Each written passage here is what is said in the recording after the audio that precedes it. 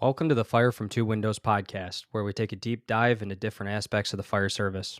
My name is Matt Humnicki, and I'm joined with my co-host, Lou Cominelli. We want to express that these are our own opinions built by experiences and education while honing our craft. These are not the opinions nor directions from our various employers. We are here on our own to spur conversation and help level the playing field for all. Good afternoon, Lou. What's up, Matt? How are you? Not bad. Hit the gym, did the 20 minutes in the sauna. I feel pretty good. I'm probably going to end up taking a nap this afternoon and waste the day away. Yeah. You know My how it gym goes. was cut short. It's This all right, morning? though. Yeah, to get went to school, have lunch with my daughter for her birthday, but the place where she wanted cool. her pancake from had took the phone off the hook. So I scooted out of the gym, go get this pancake, bring it to school. Then I was late getting on here because my brother said the birthday cake's ready at the ice cream shop. Oh, So I was like, is this all right. for your daughter? Yeah. Okay. Yeah. Very cool. So that's what I've been doing today. We have an article that we found recently. Do you want to discuss it real quick? Give me something, a highlight of it? You can go do that. From... I was just going to pull it up so I could reference it. Okay. So there's recently launched an article in Firehouse Magazine, Truck Tactics, Vacant Properties, Search or Go Defensive by Sean Eagen, captain of the city of Buffalo. I thought this was kind of a cool thing to hit on just because we had recently talked about a Mayday situation that involved a vacant property. And I know a discussion within our own realm, so at our department and the surrounding, what is it that we're doing with these vacant properties? Do we have a policy? Do we go in? Do we automatically say, hey, no, we're going to hang out? What is that breakdown? So we have that whole article, and luckily today, and this was hard to nail down, we have with us Captain Sean Eagen. Sean, hey, welcome. fellas. How you doing? Good afternoon. Finally, after 3 weeks or so, right? trying to lock hard. Up here. It's hard to schedule, and with work, crazy. we got it.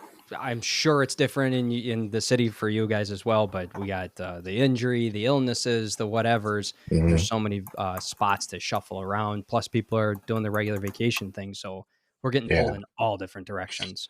Yeah, that's it. You know, the just life. You know, we get called.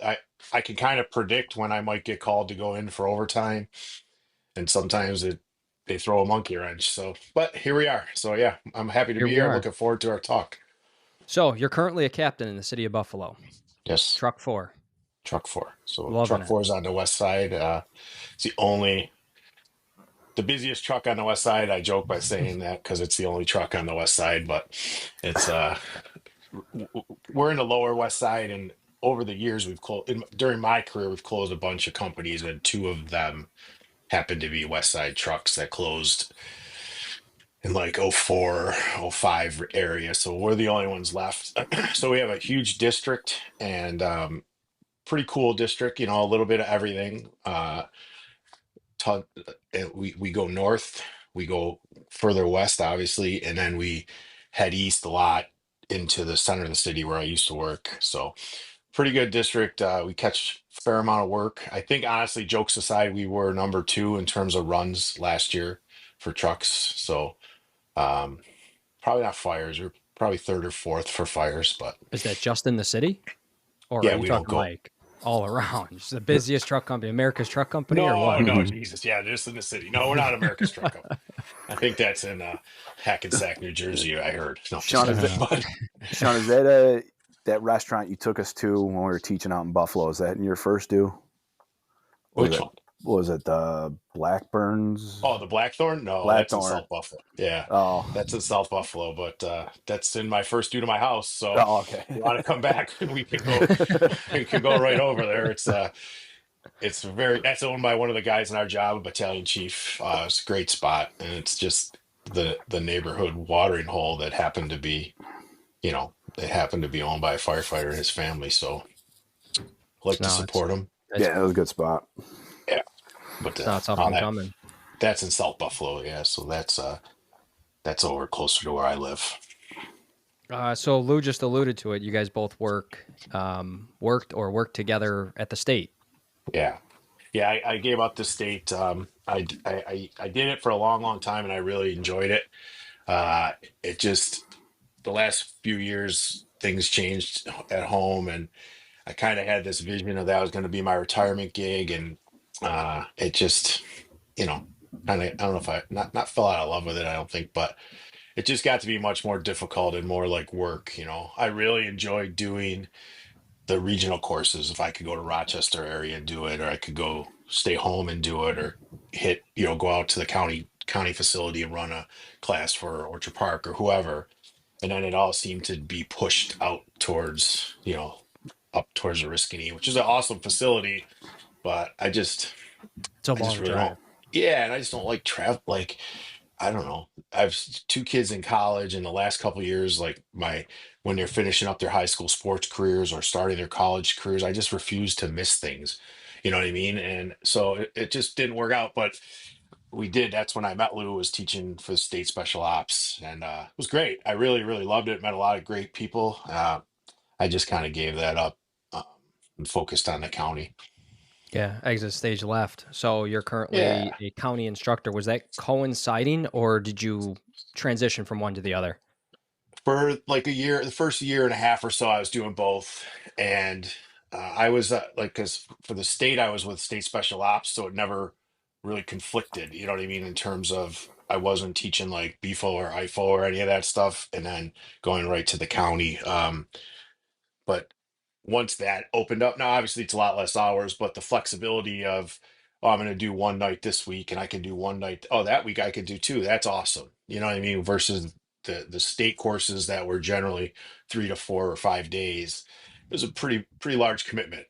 Telling my wife like, hey, I'm going to be gone for 4 or 5 days this week, and then I'm real rinse and repeat. I'm doing it next week too. So the Yep. county, I really love it. It's you don't do that stuff to get rich, so to speak. It's just the money is how you get away with being able to go do it. You know what I mean? You can tell you, hey, it's vacation money or it's fun money, but it's the reward for doing that stuff is more than the dollars we get paid. You know what I mean? And Yeah. that's why I like the county gig so much better. It's a fantastic program. So Oh, it's Sean and awesome. I are both county instructors where we live, and it's it's changing. It's suddenly Oh, getting a different set of legs on itself, and yeah. it always piggybacks off this idea that training needs to be for free for all departments. And in our region, there's a ton of departments. I think there's 97 officially, Yeah. 97 volunteer, Yeah. and 90 then some. Yeah. it's a lot. And what the county provides to all these departments is the ability to not just use the facilities, but also, hey, I don't have a plan. What can you guys come out and do a drill night? So we can reach out, we can go to those departments with equipment and a plan, or anything in between, where they just want to have us come out and we run a station and they have a plan all the way around. And it's quite fascinating. Yeah, it's Um, great. It's great. And I'm glad that departments are taking advantage of it. So I tried to get in for years and years there, and it was difficult. I probably interviewed Christ, I probably interviewed 5 times before I finally got hired. But I really have no complaints. I like it, and it's just cool to see how other departments operate, and how for it's a challenge for me because I'm used to having people. You know what I mean? When we're mhm. doing a drill night with a company that we're working on live fire or whatever it might be, and second floor stretch, and oh, by the way, we got a vent and we got a search, and I only have 6 interior people. It really challenges you as an instructor to get creative. And we at most of my fires, I'm telling people to get out of my way, which is, a Yep. blessing and a curse, right? Yeah. I, I say that publicly, and people are like, "F you," you know, Yeah. But we send 29 or so on our initial assignment, and it's a lot. But yeah, I really enjoy the county stuff. I'm glad that I was able to get hired 2 years ago now, or 3 years ago, whatever it was. Now I'm kind of curious. Did they ever give you a reason of denial for those first few? Uh, no, there was, and this I guess could be controversial because it was never told to me, but in the first several interviews I had, one of the questions was like, what volunteer company do you run with? And the answer was Mm, always none. because I didn't. And I don't know if that's the reason why. And then there was, yeah, I remember it was different people in charge down there too than what we were dealing with Yep. Yep. today. And there was a thing with they didn't want to hire specifically Buffalo people because of their commitment level. Now, Hmm. before we had like the app we use, it was I can't. Oh, all of a sudden I can't make it tonight because I got called into the firehouse and I'm calling somebody else who's making several phone calls. Versus now, if something goes south, I can just post up the shifts available, and most of the time people are pretty good. They scoop them up because they know. So I don't know. I was never really given a specific reason, but um, the one person that used to be in charge was very anti-hiring Buffalo folks Hmm. because of not me. I just happened to fall into the because of that, because they would cancel a lot on them, which hey, Yeah. is what it is. I'm It was, just like I said, I love what we're doing now. We have a great group. There's a ton of work. If this time of year is rough, but as the nice weather gets here, there's always work if you want it. it was similar in our county. I think I interviewed 3 or 4 times as well. And it was always because I wasn't a volunteer that I was getting denied. And finally, they didn't have any qualified volunteer people to get the job. So then they started having to hire on the career side in our Yeah, county. and like I said, the first couple of times I was very, very new, and I didn't have the instructor experience, whether or not I had the instructor certifications or Yeah. not, right? So, and again, no ill will. It was just the way it worked out, and I'm super glad that at this stage of my life and my career that I got hired because I can actually commit to it. Last year was a rough year for me because I was doing a different side gig that I was working a lot on my days off during the day, and I just didn't take a lot of county shifts. But this year, I'm in. Like I just did one Nice. last week. I got one next week, and like I said, Lou, it's a lot of fun when you get there, and you know, um, Yeah, I did. you I know, did it for years. I gave it yeah, up, but yeah, I think our county is a little different. We try to push to go out. Like Matt was telling me, you guys go out to a lot of firehouses and yes, put yeah, training on. most, yeah, Yeah, ours is the county here. It's mostly like they have this facility, and it's like all the training is at this facility, and nobody will have the instructors come out to their department and run drill. And yeah, we've begged for years. It was like, just send us out to their departments. Nobody wants it. Like there's departments that have a 30-minute drive to yeah. the county grounds. Nobody wants to bring their 2-3 rigs out 30 minutes away and do training. Yeah, And and you're half, taking service away from your citizen, your people too, your community too. So That's why they put these things together. They put these trailers together. They have, yeah, and each trailer's got like its own, you know, uh, curriculum to it. So you get the forcible entry trailer comes out. Okay, we want forcible entry. All right, that whole freaking horse trailer gets pulled all the way out to you and gets set up.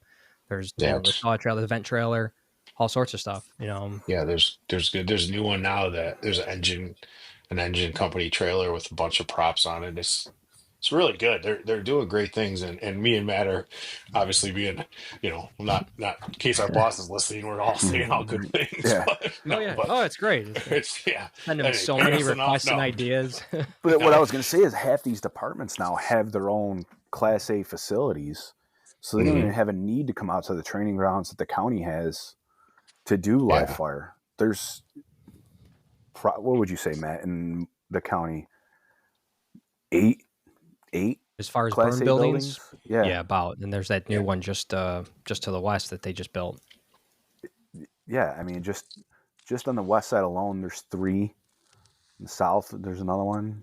It's Oh, 4, so you're 5. talking more than just the Monroe County facility. It's you have Correct. well, Oh obviously yeah, there's the one in Gates, right? Isn't there one right by your right station in there? Chile. Chile, yeah. Chile's got Yeah, one. Spenceport, North Spencerport. Greece, Henrietta, Point Pleasant, Wow. West Webster. Um, And sometimes they open those up for use, but right. and then you start getting into all the regulations. So that's one thing where there's a big difference between Sean R County and then Lou R County at work is very confusing because I Hmm. live and work in both. But in the Monroe County region, the onus is kind of always on the instructor. So because of that, all the qualifications have to be met. Mm. And that's why we don't get in Monroe County, we don't have so much of that outreach program like we do in Erie County, because Erie County is just, it's different. And right now they have a different set of rules. They're coming on board with a whole bunch of like the instructor authorizations and everything, which they'll come to find is going to put kind of a pin in a few things. But they've had so much open space for their curriculum where they can develop things that there isn't a Yeah. rule for, so that allows you to get creative without, going against some sort of rule violation. And Right. so it's good and bad, but it's also more accessible because we started with the accessibility portion instead of the rules. Now we're applying the rules after the fact. So Yeah. And there's no gap in service. I see more rules coming down the pipeline for sure. It's just the nature of the beast nowadays. Don't even get me started on the rules. Well, it is what it is. Listen, this litigious world we live in, like that's just gonna be what it is. And those of us that are the pawns in that game have to make the Yep. best of it. It's annoying. Like all of a sudden one day I go to the county to a gig and they're like, "Oh, you got to get your blood pressure checked. You got to get your," and I'm like, "Why? What do you mean?" I already know it's high. Yeah, right. Yeah, look at me. I know mine's cranked up. Let's start at the beginning here. Where are you from originally? I grew up right in the city in Buffalo. Yeah. Right in the city. Lived there the whole way up and through. I live in West Seneca now. It's a first ring suburb of Buffalo. We moved here in 2005. So pretty much from birth till 2005, I lived right in the South Buffalo, part of the city. And actually, the funny thing is where my house is in West Seneca, I live like my backyard, 1 block over becomes South Buffalo. I moved as close to when my wife and I moved, it was strictly for school, for the education for the kids, because Mhm. we were going through some stuff in the city in terms of our the fiscal stability authority and all that, so we were at a wage freeze. We were doing, and I just couldn't afford to send our kids to private schools. So we moved here into West Seneca, and that was it. But I like the idea of running into a kid I grew up with, the kid I went to high school with, kid went to grammar school with, when I'm out walking my dog, you know what I mean? So we didn't want to go too far out. And so that's why we settled where we are. And, cool neighborhood, great. I say it's basically South Buffalo, but my streets get plowed every day. You know what I mean? Like, taxes are a little higher, but not much. And it's a good little neighborhood. It's an old house. That's why I have a hat on, because I'm in the basement. It's freezing. This is our Freezing. utility room down here. Is my wife's craft room, my son's music studio, and it used to be my wife's office when she worked from home, but we kind of turned it into the utility room. So Very Nice, cool. nice. yeah, we lived. Now everybody hired on our jobs from 2013 on has to maintain residency for their whole career. So a little different now, um, and it's good and bad. It's great for the department and the city in terms of people that have well-paying jobs, paying taxes, and all that kind of stuff. But the housing market is out of control in South Buffalo. Like these young guys and girls in our jobs can't find houses because Yeah, I was just reading they're just Buffalo's like the hottest market crazy. in the country right now. It's crazy. And my son, actually, my oldest, he's 27. He moved back home last year because he wants to just stockpile some money so he could buy, and he's in the process now, and he's looking at houses in his price range. And by the time, say for example, a house will be listed for whatever 200,000, but by the time it's all said and done, it sells for 250. Yeah. It's crazy. The money that people are throwing at houses is and not houses that need 50 grand worth of work. So um, you know, good and bad. I remember years ago, Boston, Massachusetts did a program, like it was called like the Copper Firemen Next Door, and they helped with like mortgage mortgage approvals and mortgages and low income, like, or low interest, like home improvement rates and things like that to encourage their police and fire and stuff to move in. But I don't even think we have the houses to do it in Buffalo to do something like that. Man, I Um, wish I knew about that. I back when I was taking the test, I took Boston's test, but they didn't limit it to just residents. right. Residents got a preference point, a certain preference point package, and Yeah. then non-residents. So it was That's like how, way down the list. yeah, that's how Buffalo used to be, was you could live wherever to take the test, and then you had to establish residency prior to getting hired. Now, the last several tests, I mean, several, probably five, you have to have lived in the city 90 days prior to them announcing the test, which is You kind of never know. crazy. It's crazy. Yeah. And, Yeah. I took it when there, 3,000 people took it because anyone could take it, and now they're begging people to come. They're doing all these like community centers and grocery stores and Tim Hortons, and they're like, "Hey, come take the test to be a Buffalo firefighter." When there's literally hundreds, if not thousands, of young men and women in Erie County and in wherever that would be die to do it, that would love to do it.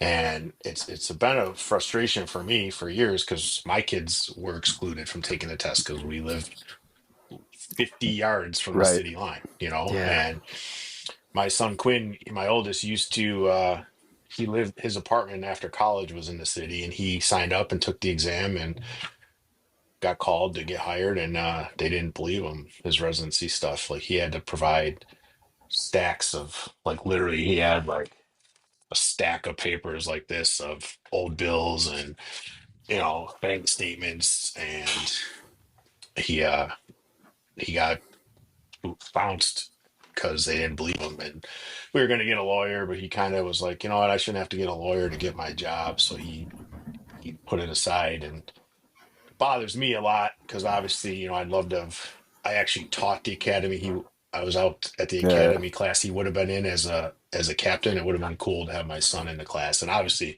it'd be cool to have him on the job. But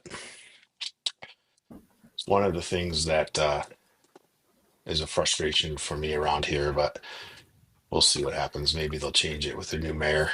We used to hire a private investigator when I got hired. A private investigator would come to your house that you listed and Mhm. ask neighbors and stuff like that. Yeah, they do that too. Sift through your Yeah. trash. Yeah. The city Guy had a came, yeah, guy that used sniffing. to do Yeah, that. Yeah. a guy came to my house when my wife and I. So when I was getting hired, so you got to remember, this would have been like late 1997, early 1998. We actually, when we found out she was pregnant with our oldest, we weren't married yet. We did get an apartment in Cheektowaga for like, I think we lived there for 3 months, and I had already taken the test. Like, I didn't think I was getting hired. And actually, the job I was doing, I was in college, but my father had passed away. So I worked at American Axle, which is like, was an old, they bought out a GM plant.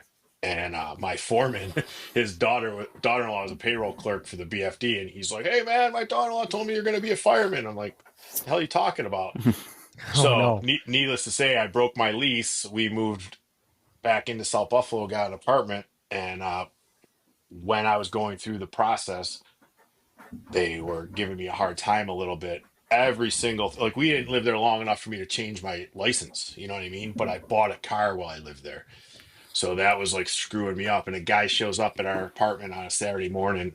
This is a kind of a funny story. Just this big, like, slobby guy with like a flannel shirt on, and not we lived in an upper, like a Yeah. upper flat, and doorbell rings. I go down there, and the guy's like, "Sean Eagen?" I'm like, "Yeah, hey, what's up? How you doing?" He's like, "Oh, I'm Joe Blow. I'm doing market research for Sports Illustrated." And I'm like, "Okay." He has a clipboard and nothing else. And I'm like, "What about it?" He's like, "Oh, we're going door to door for subscribers to see, what you think about." And he's like rifling through the magazine. I go, "I don't even subscribe to Sports Illustrated." And he's like, well, you must have at some point. I go, no, I never did. So meantime, my downstairs neighbor comes out and I'm like, oh, he definitely gets Sports Illustrated. Is his name on your list? And the guy's like, well, we're just and so I knew what it was. I said, I go, listen, bro, I know who you are. I know what you're doing here. Like, this is where I live. My girlfriend's upstairs. Our son's up there. Like, you're welcome to come. He's like, oh, I don't know what you're talking about. I don't know what you're talking about. Well, he walked away, and it was in the dial-up internet days. Some of you guys might be too young to remember No, no. that, but No, it was. no, we know. I go home. It wasn't like I could just look on my phone. What the hell's the number for Sports Illustrated? So I go upstairs and I like log into AOL and I'm looking for Sports Illustrated and I call it. I'm like, hey, do you send people door to door? Like, because it's a pretty bold strategy if you do. Because I almost killed this guy. And no, sir, you should contact local authorities. Blah blah blah. And I'm like, all right. So they still do that shit. When I lived in the house our first house we bought, they were hiring a class, and the commissioner knocked on my door. It's like, oh, I go, hey, Commissioner, what are you doing? And he's like, oh, do you know this so and so that lives over there? I'm like, yep, he's a scumbag. Don't hire him. Well, they hired him. He lasted about three months, and he went out with a disability. So, Oh no. yeah. Yeah, So, luckily when the PI came to my neighborhood, I was living in the city without anything on the lease. I was paying cash for my oh, rent, but nice. everything was getting sent to my parents' house still. And my dad's got the same name as me. So Oh, when the perfect. private investigator came around and started asking neighbors, oh, do you know Lou Caminelli? Oh, yeah. He's a great guy. He lives right in that house. You better be careful. They'll come back. They'll backdate all that Yeah, stuff. I'm not But worried about that.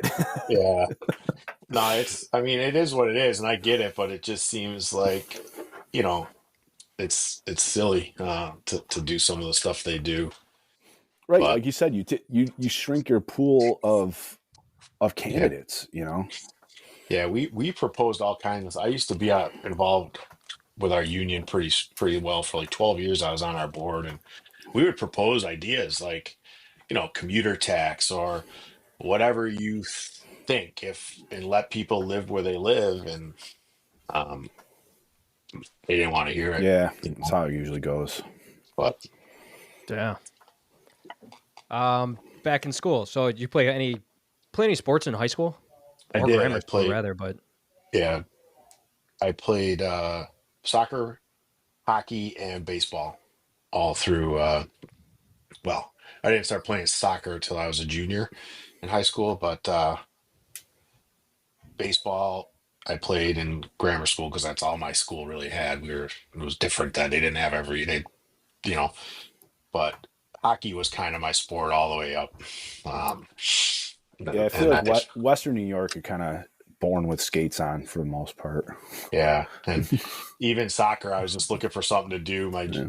my junior year, and I'm like, yeah, I'll go out for soccer. And I ended up being a goalie, and it was fun. But I played hockey up until I couldn't keep up anymore. These young guys on our job now are too fucking good for me to skate with anymore. So I just root them on from the stands now. But yeah, that was no act. I didn't play in college at all. I wasn't good enough to do that, but it was something to do in those. We didn't have all the video games and crap, so but hockey was definitely my main sport. Does that translate to the firehouse at all? Being on the team sports? Sure it does. And it's part of, I remember you asked that question the last episode I was listening to.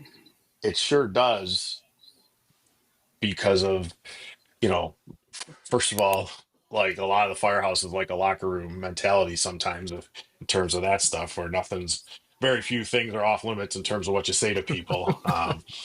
But yeah, of course, like the ability, the idea that you have to, like it's the whole uncoachable kids make unemployable adults type of thing, and you could tell the athletes, the the the athletes that were just kind of casual athletes like I was versus those that really excelled. We have some that played professional hockey, we have some that played professional or well big high level college sports, and it's certainly translated in terms of the way they listen, the way they communicate, their ability to just be proactive with things instead of use the dishes, for example, right? Like I don't have to look at you like they're not going to wash themselves type of things. But I think sports translates in life as much as it does, in the firehouse. And you can always kind of tell who the athletes were. And actually, in terms of the fire ground, it seems like the higher level athlete, sometimes they're even harder to kind of wrangle, and I have a story, I can't mention the name, but I had a guy who played high level Division 1 football, and he was green, very green in terms of his skills. But man, when he set his mind to something, he was laser focused. And if it was driving the rig, if it was when we were making stretches, if it was, I kind of had to wrangle him in a little bit because he was so used to that level of performance in his sports career that he couldn't take a step back. It's no different than if you see these former professional athletes now that they don't know how to, former Sabre or Rochester American playing rec league, beer league hockey can't Yeah. turn it off. Like we played the alumni years ago. One of our guys got hurt, and we had like a charity hockey game against the Sabres alumni, and they came in the room and they're like, "Look, I know you guys think this is fun and you're drinking beers and hanging out, but don't challenge Rob Ray to a fight or do anything to this guy because they will go after you and they don't care." And you know what I mean? Like that's the kind of mindset that high caliber athletes have, which again is great and horrible at the same time when you translate it into the work environment. Because this kid that I had, there's sometimes I had to like snap my fingers in his face. Hey, step, come back to me here. Like dial it. I need you back here. You're like in that trance almost. But it's I take them over the ones that didn't ever have anybody raising their voice to them as a kid. That's for sure. Yeah, it's definitely a benefit when you have to wrangle the guys back instead of pushing them along. 100%. And 100%. And I don't know anybody who would need a reminder not to challenge Rob Ray to a fight. The guy fought a fan in the stands. Well, Pummeled him. this was a long time ago, but it was probably almost 20 years ago when this happened too. So he was fresh out of his playing days. So I still wouldn't go toe to toe with Razor. yeah, no, I'd think twice about it. Definitely not on skates. I think you might have a puncher's chance if you're on your in your shoes, but on skates, no, I can't stand up well enough to shoot the puck, let alone fight somebody. But what was your neighborhood like growing up? so I lived in a typical, I'd say middle class neighborhood. So the city at the time, and we didn't have subdivisions. It was just mine was a cobblestone street actually for the lion's share of my the first probably till I was 14. It was brick. It was pretty cool. Sucked for street hockey, but but we had my best friend still at 50 years old lived next door to me growing up, and it was, oh, it's 10 o'clock, I'm allowed to go knock on it, or I'm allowed to go call to see if he wants to go out and play now. And it was middle of the road neighborhood. I was the youngest of 9, so by the time I was born there was 5 of us living at the house. The rest were all off, and either well, 2 of my siblings were married when I was born. But um it's just a good neighborhood. We played hockey was the main sport. We played it against the block behind us and the block around the corner, and that's what we did for fun. But it was just a bunch of working class people, and my aunt and uncle lived across the street, and the house next door had a basketball net, so that was always, we tried to be really nice to them, so we'd go play basketball. And but just not a subdivision. I've never lived in one. It's almost the same as my neighborhood now, actually. And I think that's part of the reason that when my wife and I decided to settle here, we kind of picked this neighborhood because it's just like like I said before, just like the one I grew up in, except I know my street's going to get plowed every day, so.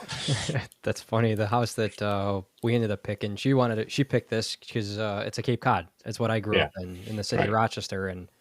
But what's missing is there's not a lot of kids and stuff. But Yeah. not that we need kids around, but there's not a lot of kids in the neighborhoods, or at least out playing with each other. There's a handful down the street, and that's it. But growing up, it seemed like every block had its own Yes. team. That's what So if we. you Yeah. played street Exactly. hockey, you Oh had yeah. enough for substitutes, the works. And one Oh, one 100 family's percent. house had one net, one had the other. You had a backup net because one always got plowed over by a car and smashed into Yeah. pieces. But Right. And then you you when you had all weren't this. playing against the other street, you were down in someone's backyard Yeah. shooting pucks or shooting the ball. And I remember the Christmas I got like Milet goalie pads. I was the man. Everybody was like, you know, you're the man now. You're a goalie, and with All-time my goalie. all-time goalie, I'm like, well, you could borrow them, but Yeah, there I was kind got of blasted right in the face one time as a kid. I'll never forget it. Right in the face, I got hit with a ball, and I'm oh, like, that all was right, my I'm done. brother. I'm done playing goalie. But What was cool about all that though is that these kids, they grow up as one kind of big group. They end up going to Mhm. the same school, and then when it gets old enough to where they start joining the teams, they've sort of been working with each other for a long right, time, so they know those yeah, little nuances. So yeah, there's still team development on a very strict version, but they also know each other really, really well. yeah. So that was just one of the things Yeah, and that's what I this thought of. neighborhood was when we moved in. It was really good. The house next door, they have four kids, also basically within months of the same age as our kids, and across the street. So the kids always had someone to play with, and there was a lot of it evolved into, we call it bicker ball, which we turned out is an Olympic sport now, handball. Our kids invented that on the front lawn in like 2006, where you just put a net out with a little dodgeball, and you know small soccer ball, whatever, and you throw it. So like now it's in the freaking Olympics. I don't know if Google Earth saw that on my front lawn and turned it into an Olympic sport, but that's what my kids played all day, every day. And there's a park at the far end of the street, so they go down there, and there's baseball fields and basketball courts and stuff. But it's different now. Obviously, my youngest is 18 in college, and he's got enough. Plays volleyball, so he's busy all the time. But even now in the neighborhood, you don't see it anymore. A lot of the newer families that have young kids, they're not out playing like our kids used to, or like we used to. Like it was see you later, get home. Like I saw Mhm. like a Instagram reel or whatever about growing up, with baby boomer parents, and it was like, "Oh, get out of my sight, get out of my house. I don't want to see you till dinner time." Like, and that was kind of the thing. I'd come home from school. There'd be a note on the door or on the table from my dad. Cut the grass, snow blow, whatever it might be, and you didn't ask questions. You just did it. I leave notes all the time now via text message, and they just Right. ignore them. So it's awesome. My But wife and I try to do that to her. Like it's like 10 o'clock, the sun's out. I don't care how cold it is. Get outside, do something. yeah, go do something. Yeah, and Like that go that hit each other with sticks. Yeah. Well, and that's it. They have so much. Jesus. There's so much, that we have. Now there's tons of stuff they can do I think you created mischief, but it kept you out of real trouble. You know what Right. I mean? Yeah. Like mischief and trouble are two different. They, Yeah. but but But that creativity those kids had, that we had growing up translates at the firehouse. Like you can self-start a drill or go out and clean tools or just go tinker with something on the rig. right. Now you have this where these kids are just on their, on the phone, buried in the phone or in a back room Yeah, doing something. It's challenging. it is, and I feel like I have a differing opinion on it with a lot of people on that, and I think this whole like blame the millennial thing was blown out of proportion several years ago in the fire service, anyways. Like, because I think they're desperate to learn and desperate to be taught. And I kind of blamed, and this isn't going to go over well, but like I mentioned when we were off air, I got that kind of time on now, so I don't care. Like I kind of blame my generation or the generation before in terms of the fire service generation. You know what I mean? Of allowing it because we're set in our ways because either we had bad officers as young firefighters or we had a different kind of mentality, like we were mad at the city, so we're like, well, screw that. I'm just going to show up and do my job. I'm going to do the bare minimum, and that, as you guys both know, when you form those type of habits, they're hard to break. And I think like not all, but most, I feel like these newer, younger folks want to learn. They're desperate to learn. But some of us are like, no, I'm on overtime today. I'm not doing that. I'm not taking you out. I'm not. And shame on us, sort of. But and again, Yeah, if I'm speaking to you and you're listening and it bothers you, it's because I am speaking directly to you. You know what I mean? I agree. I agree 100%. Yeah. It's not their fault. It's Yeah. on the senior guys and the officers to motivate Yeah. them. Yeah. They're just not self starters anymore. I mean, there are some self starters, but Right. True. it's on the senior men and the officers to actually get out and do something with their guys and pull them away from Yeah, man. the And it, monotony of the death scroll. yeah, and it doesn't have to be complicated, like, Right. hey, we're gonna just go spot some hydrants. Go. I was working last week. I had a crew, one brand new, fresh out of the academy, and one from the last class. I was there on overtime, and I asked them, like, what do you guys feel like doing? What haven't you done yet? I mean, it's 12 degrees out, so within reason, right? Like we're not going water training, but within reason, like what would I asked the kid, like, you want to drive? You feel comfortable driving if I put you in the front seat, at least for the day tour? And oh, geez, Cap, I don't know. And I'm like, okay, then we won't. We'll go out driving, but if we get a call, just pull over and Yeah. let the chauffeur jump up front. But I I just think you're right that if you don't give them something to do, they're going to just.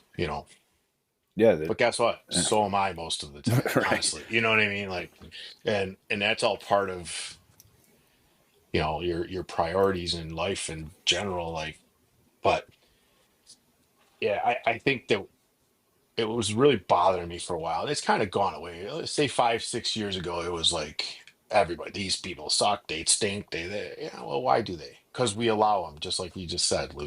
Like I try to give my guys, you know, 1 o'clock till 4 ish. I kind of am hands off with.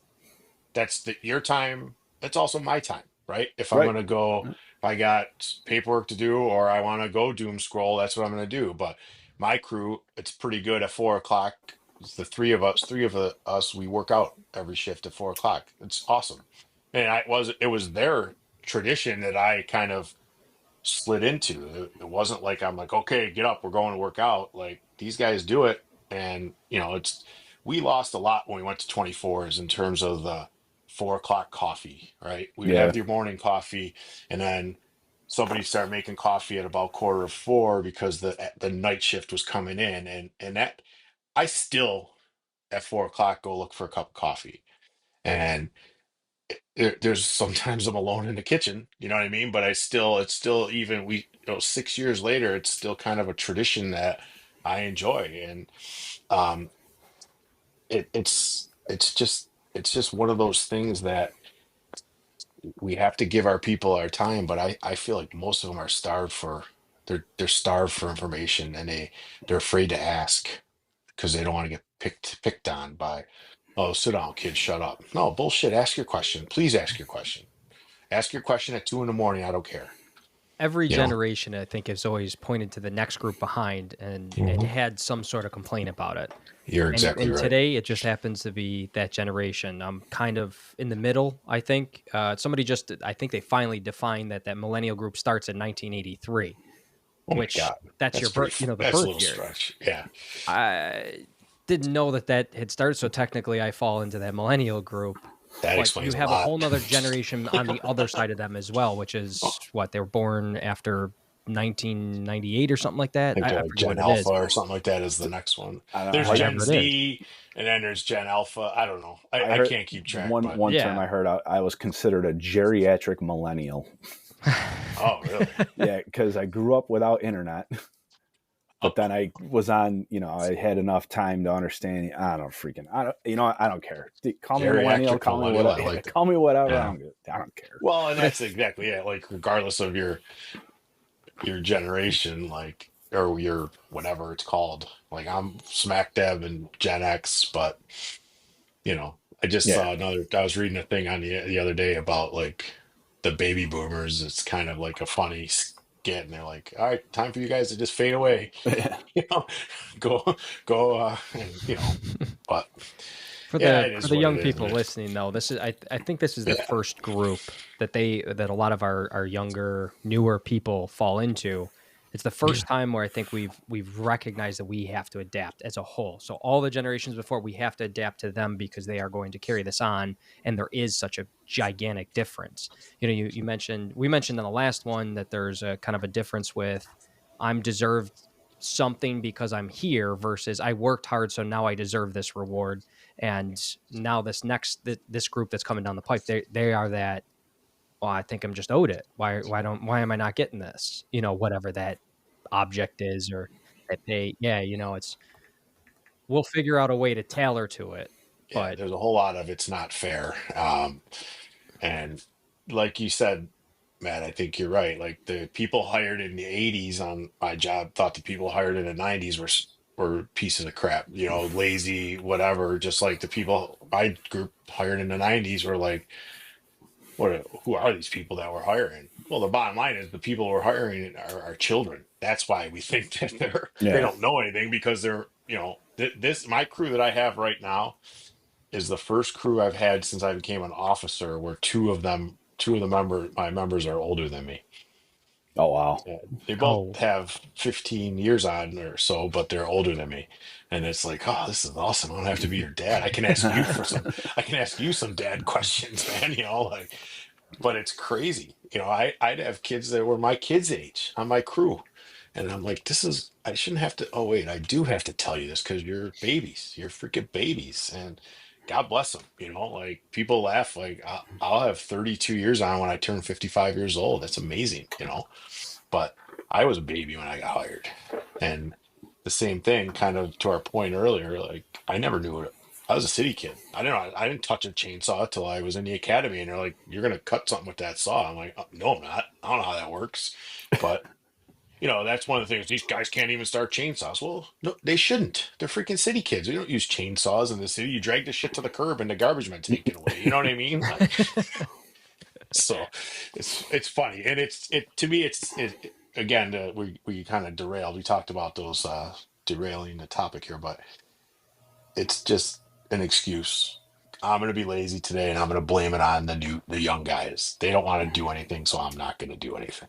But yeah, I think it's just this is the first time that we realize that while we're placing that blame because we want to, and it's so easy, and that's generally generationally that's accepted. I think it's the first time we're going, wait a minute, what can I do here to fix this? And yeah, we are developing something for them. Now to their faces, we're probably going to complain, "Oh, you young kids," right, of but course, what they yeah, but don't that's hear is the background stuff that's going to benefit them in the long run because yeah, we don't need it. They're going to need it eventually, whether that's yeah, and curriculum or a different way of style of academy. yeah, It's all yeah, for for them. sure. Right. And that's the biggest thing. This kid the other day, I had him out driving. He's a nervous wreck. I'm like, look, man, I pulled him aside and go, it's not the fucking academy anymore. Like, relax. I said, I'm not judging you on your ability to drive. I'm trying to make sure that you learn how to drive. The EVOC, it's like Rain Man, you drive slow in the parking lot around the academy. Well, that's not real driving because there's not a teenager scrolling their iPhone in front of you in their car or coming in the other direction. And I appreciate the nerves because that means he cares. He wants to do well. But I finally understand, like you're actually like stressing me out because you're so nervous. Relax. When we're done, I'm gonna give you your feedback, what you need to work on next time, and that's it. There's no bad reports going to the chief. I mean, if you hit something, that's a different story. But you got to learn. The kid drives like a Chevy Cobalt. It's a little Far different. different. So. But What year did Sports Illustrated hire you there for their academy? 1998, April of 1998. 1998, I got hired. Yeah, so Sports Illustrated guy was probably floating around, and like he came around November probably to check on me. But What was the difference? So, were you a lead or just an instructor at the last academy or one of the past academies?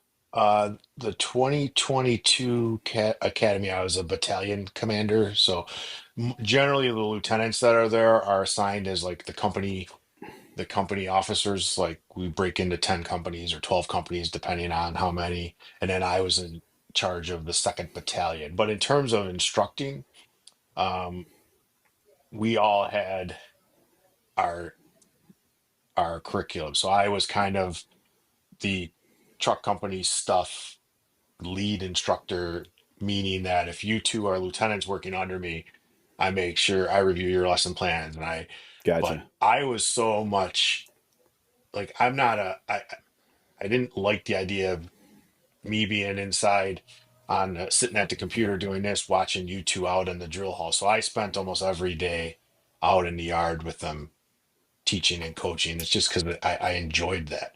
But we generally captains and lieutenants, with the exception of one captain. One captain's generally assigned out there as like a logistics captain, and his or her main role is the scheduling and testing and all that stuff. But the rest of us, we just pick a topic and we teach it. The captains generally teach a lot of the SOP stuff. The academy, we have a whole. I mean, they get a binder this dang big of SOPs and department rules and regs, and the captains are generally responsible for delivering that content to them. But I liked it. I enjoyed it a lot, and I did a lot of. I was out there with them almost every day, throwing ladders and forcing doors, and it was fun. To me, it makes the day go by. Our academies are a grind, and I give a lot of credit to the instructors that go year after year. I've only done two. I did one as a lieutenant, and one as a captain, and it kind of falls back on. I'm not opposed to them. I would go do them again, but they all fall during my kids' sports. And Yeah, yeah. my daughter's goes to Cuca College, and the academy starts in February. Her softball season starts in March, and I'm just not gonna not be able to go watch her play. And the same thing with my son. Now he plays volleyball, but he goes to Buff State, so it's a little different. I can Most of those games don't start till 7 at night, but hers are at 3 in the afternoon, and so. But I will definitely do another couple. If I'm lucky enough to get promoted, I actually wouldn't be opposed to going out to be the chief of training if it was offered to me. Um, our staff chief jobs are generally not sought after just because it's Monday through Friday versus 8 days a month on the Yeah. line. You know what I mean? So, but I would usually, if I get it, I'm going to end up in a staff position for a while, probably a year at least. So that would be the one. If I was given a choice, that'd be the one I picked. But from your point of view, Sean, has the Buffalo's Academy changed, or has it been pretty consistent? Um, it's changed for sure, and it's changed class to class. Actually, it's funny because a lot of the stuff I remember doing 28 years ago, a lot of the close order drill stuff and the confined space bays or the mass confidence bays is still the same, and those damn tower stairs are still the same. But it's evolved with um, all these most cities, and I don't know about you all in Monroe County, but you use a curriculum that's defensible, whether we like it or we don't like it. You use the IFSTA Essentials book. You use whoever it is because the question banks are done for you, right? You don't have to try to put, and it's defensible if, God forbid, again, going back to the litigious society, someone gets fired and they want to sue. I wasn't taught properly. Well, here's the material you were given, and here's the material that was tested. So, um, now, admittedly, we don't love it, right? It's because ideally, I would want my curriculum to teach you how to be a firefighter in Buffalo, New York, and not worry about, I don't care about wherever else. But so one thing that is evolving is the delivery. So nothing bothered me more as an instructor out there, or even as a student out there, as okay, we're going to talk about ground ladder. We're throwing a 35-foot ground ladder today, and here's how you have to do it. And when you get to the city, we'll teach you the real way to do it. You know what I mean? Like that bothered me. And we're getting with the people that are involved out there the last several years, it's changing and it's evolving, and we're modifying those skill sheets and we're modifying them so there's less of a change in terms of commands and techniques from the academy to the street, you know. And the biggest change I think what we're seeing in our academy is the PT aspect of it. So for a long time, you know, when I went, it was kind of just general calisthenics, right? We do push-ups, do squat thrust. That's how long ago squat thrusts were still a thing, you know. Squat thrusts. We did, you know, planks till you're ready to throw up. We did the old leg raise jobbers where you just, you know, but and then it went through a stretch where, and of course you did a run, but our run was, if it was a mile, I would be shocked. Like it was just kind of a run to get you breathing heavy. And now, probably since the CPAT became a thing, there's a lot bigger focus on the physical fitness end of it. Um, climb ladders every day. We have if you've been to the obviously you've been there. The hoop ladder you climb every single day. So we used to do pompiers every day. So you go up that hoop ladder and down the pompier ladders, or you go up the pompier ladders and down the hoop ladder. It builds confidence and it teaches you how to climb ladders. You know, you're climbing 100 foot straight up a wall. If you're using all arms, no matter who you are, by the time you get halfway up, you're going to be exhausted. So that part's changed. And what I like best is they started to put metrics involved in the physical part. So, for example, week one, we're running the mile and a half run in 18 minutes at an 18-minute pace. And we're doing 20 push ups, 20 crunches, 20 jumping jacks, X, Y, and Z. And then at week two, we drop 30 seconds off our pace and we go to 25. We drop. So it may not be getting easier for these folks, but they're doing it. So by default, they're getting in better shape, you Right. know. And then they've been doing kind of like they started on once a week, like CPAP practice, which is basically like a TOAC drill, but they mirror the CPAT stations. So again, we're using the tower because it's the only way we can replicate the stairs. 3 passes up and down the tower, and then you go, if Matt's going and I'm his pacer, so I'm trying to keep Matt on pace so that it's realistic to that slow, CPAT, yeah. methodical CPAT step, right? So I'm with him, so I'm getting the same amount of work as Matt, even though um, he's the one on the clock, so to speak. And then it just rotates right through. One whole battalion goes one day, and I can't remember the last time we had a CPAT failure since they started doing that, and it was really cool. So it evolves. We do it in street clothes, then we start to do it in gear, then we slowly build to doing it with our SCBAs on our back, and then finally, obviously, like by week 4 or 5, you're doing it fully on air, and it helps them get buy-in because week one of being on air, man, I'm only to the ladder raise and I'm already vibrolerting, but by week 7 on air, I made it through, and I believe in talking to some of the recruits and the now firefighters that they don't know the difference. They don't have anything to compare it to, but like, how prepped did you feel for the academy or for the CPAT? And they're all like, yeah, we killed it because this new style forces you to get in shape, whether you know you're getting in shape or not, you know.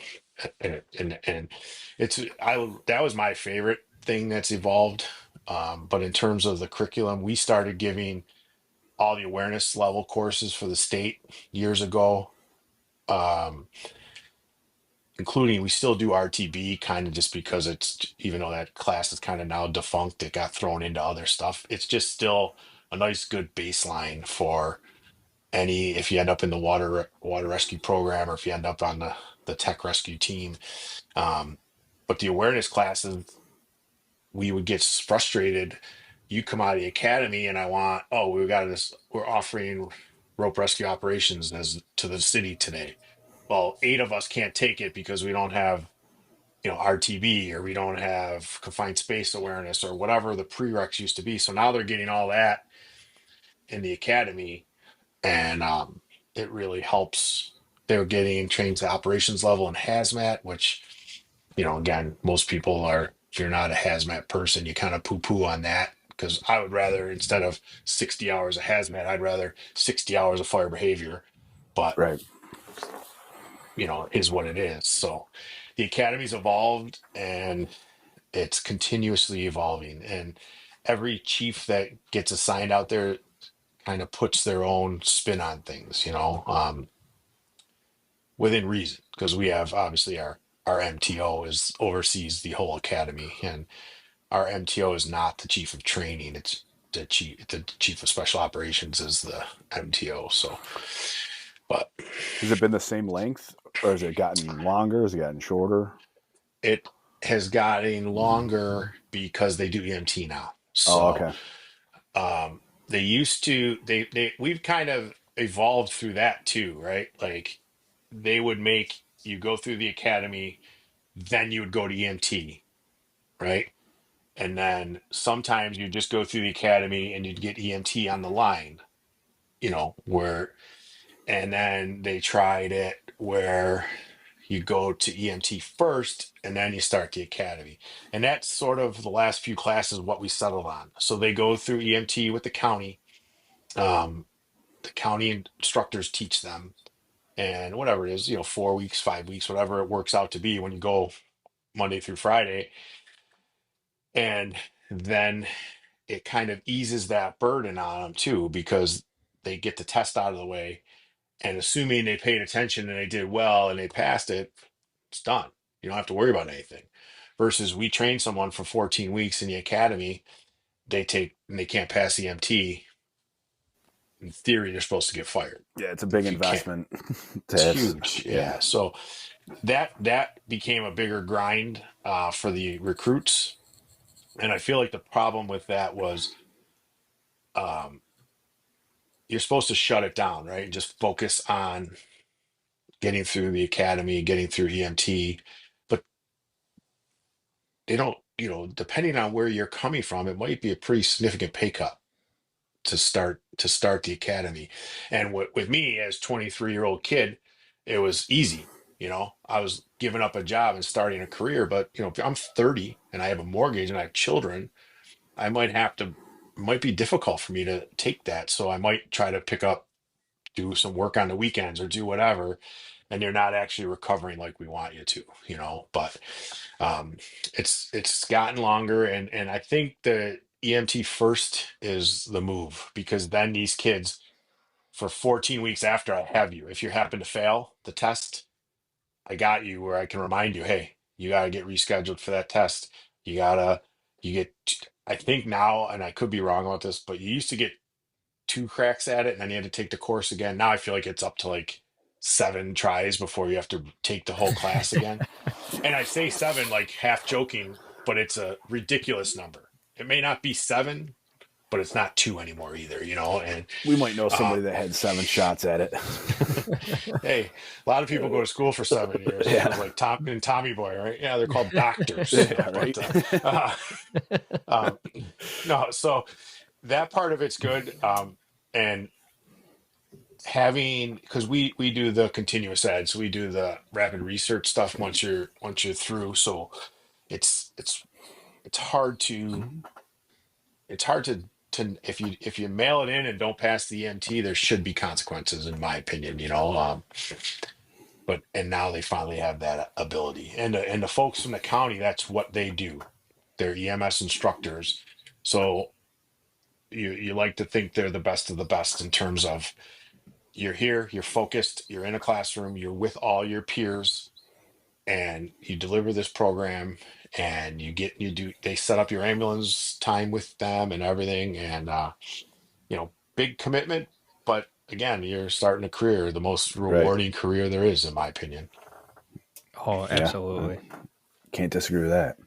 Yeah. So So hired in 98, you went through your academy. How long before you got promoted?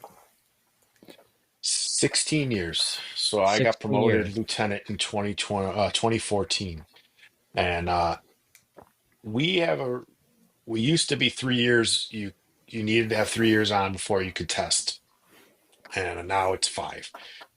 So I tested in, oh 01, oh 02, whatever it was, and I scored pretty well. I think I was in the 30s, let's say, for lieutenant, and that used to be a good enough score. Wait, you But that, scored in the 30s yeah, 30, out of 100, 30. or is this out of 35?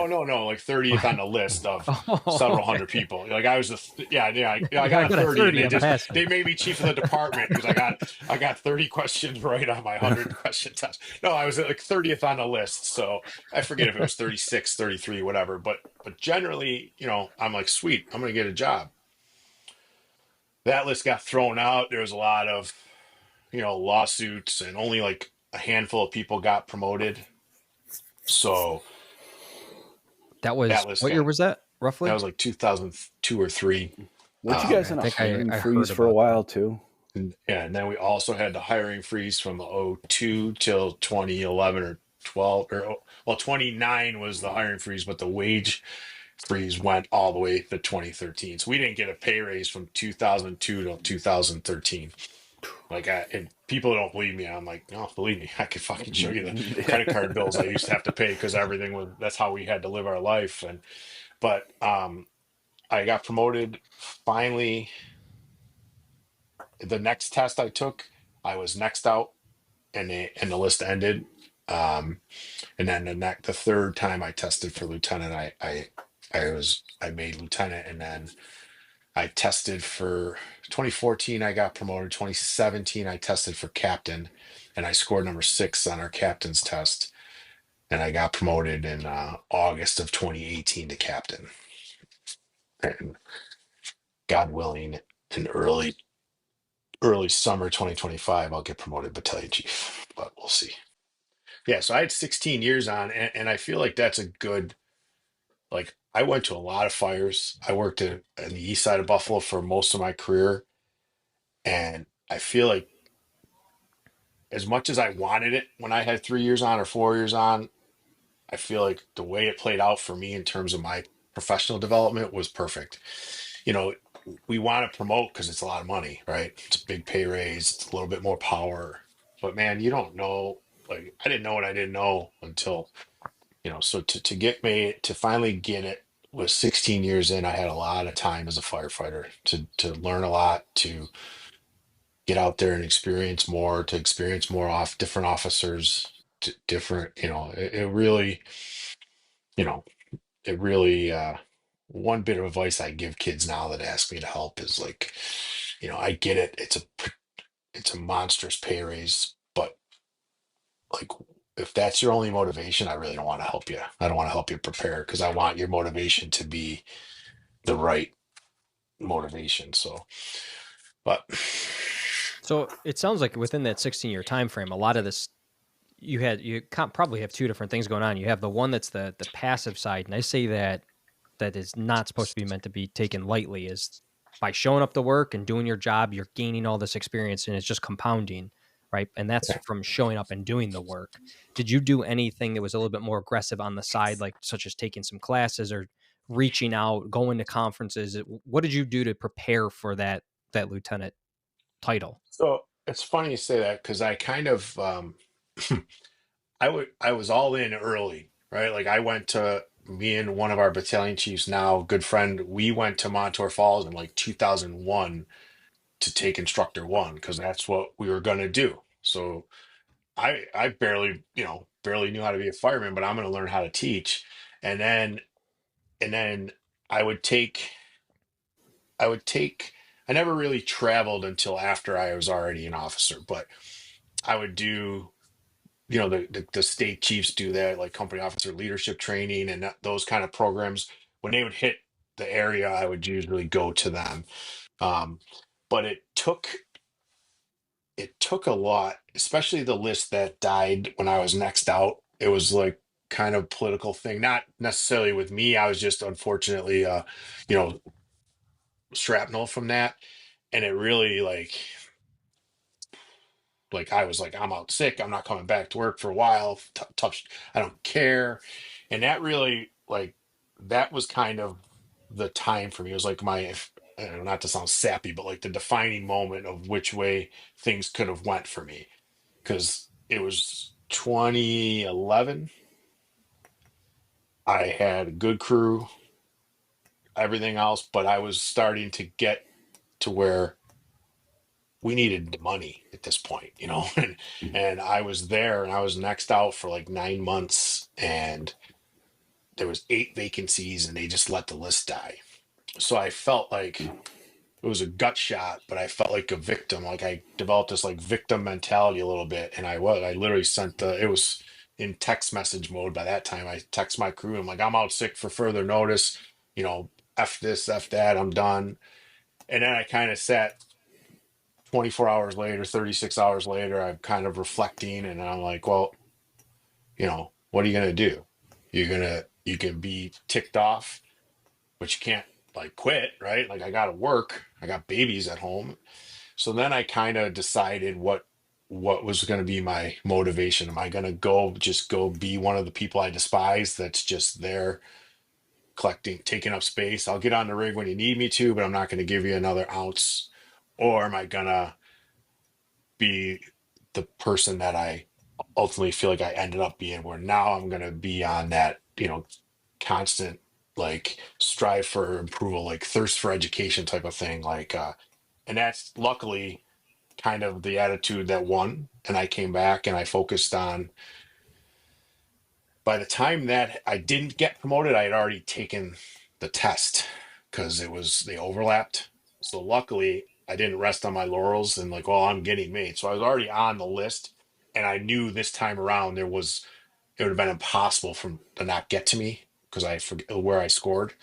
So that was kind of like, okay, now I'm going to start dialing in. 2016 or 2015 was the first year, like I went to FDIC and I really started to focus. I really started to read more because everything I'd done prior to that was strictly about promotions, and trying to get promoted. And then I really started to branch out and started to reach out to people and learn that there's this whole giant fire service outside of the 42 square miles of my city, and it took the slap in the face that I felt of not getting promoted to do that, and it could have went south quick. I feel like if my wife kind of didn't be like, "Hey, all right, grow up," right? Like it happened. There's nothing you can do about it. You can sulk, or you can pick up, put on your big boy pants and get back to work. And ultimately, that's what I did. And then I started to really focus on, getting better, getting to meet people outside of the departments. And, that was kind of right when like webinars were really starting to become commonplace. And, and that was what it took. It took me kind of getting beat down in 2011 to find myself. And now I want to attend everything I can if, you know, Yeah. That's that's really cool to hear, because I think a lot of people know you by name and reputation and everything, but to think that at some point there was a complete different side of you, yeah, it was that's a ugly. really good thing to focus on, is, and for people to hear that you got to find that one little note of epiphany, if you will, because Yeah.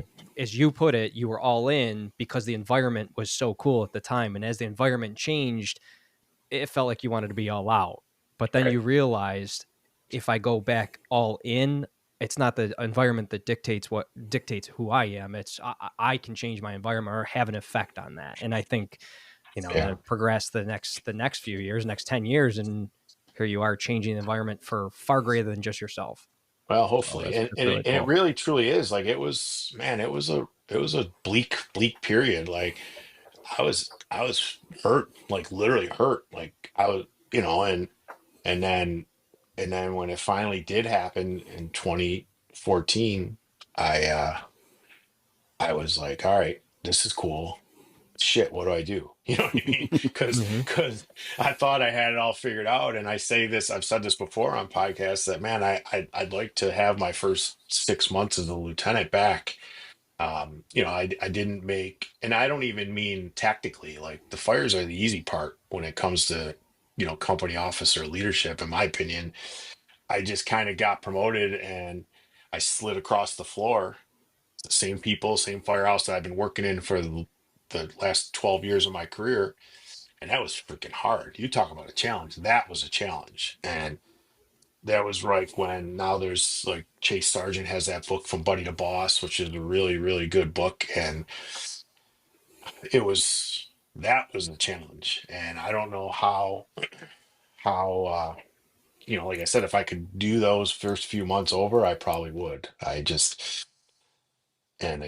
wasn't mistakes I made on the fire ground. It was mistakes I made at the firehouse in terms of, my attitude, or, it's like I felt like I got hit with the bars a little bit, Yeah. like, like, look at me, I'm a slob. I was never a big uniform guy. And all of a sudden I give a shit about uniforms. You know what I mean? And it was just it was part of your professional development. And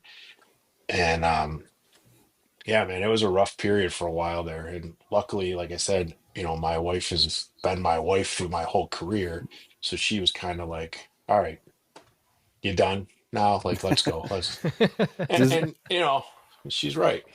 does the city still hold their own first line supervisor training? Your Yes. city? Yes. I wish, and being in New York State, if people don't realize this, it's state law for a first line supervisor to attend a first line supervisor training in New York City for 4 weeks. In New York City? That's what the law says. Yeah, that's Really? why you have to go to flips down there. But Buffalo Hmm.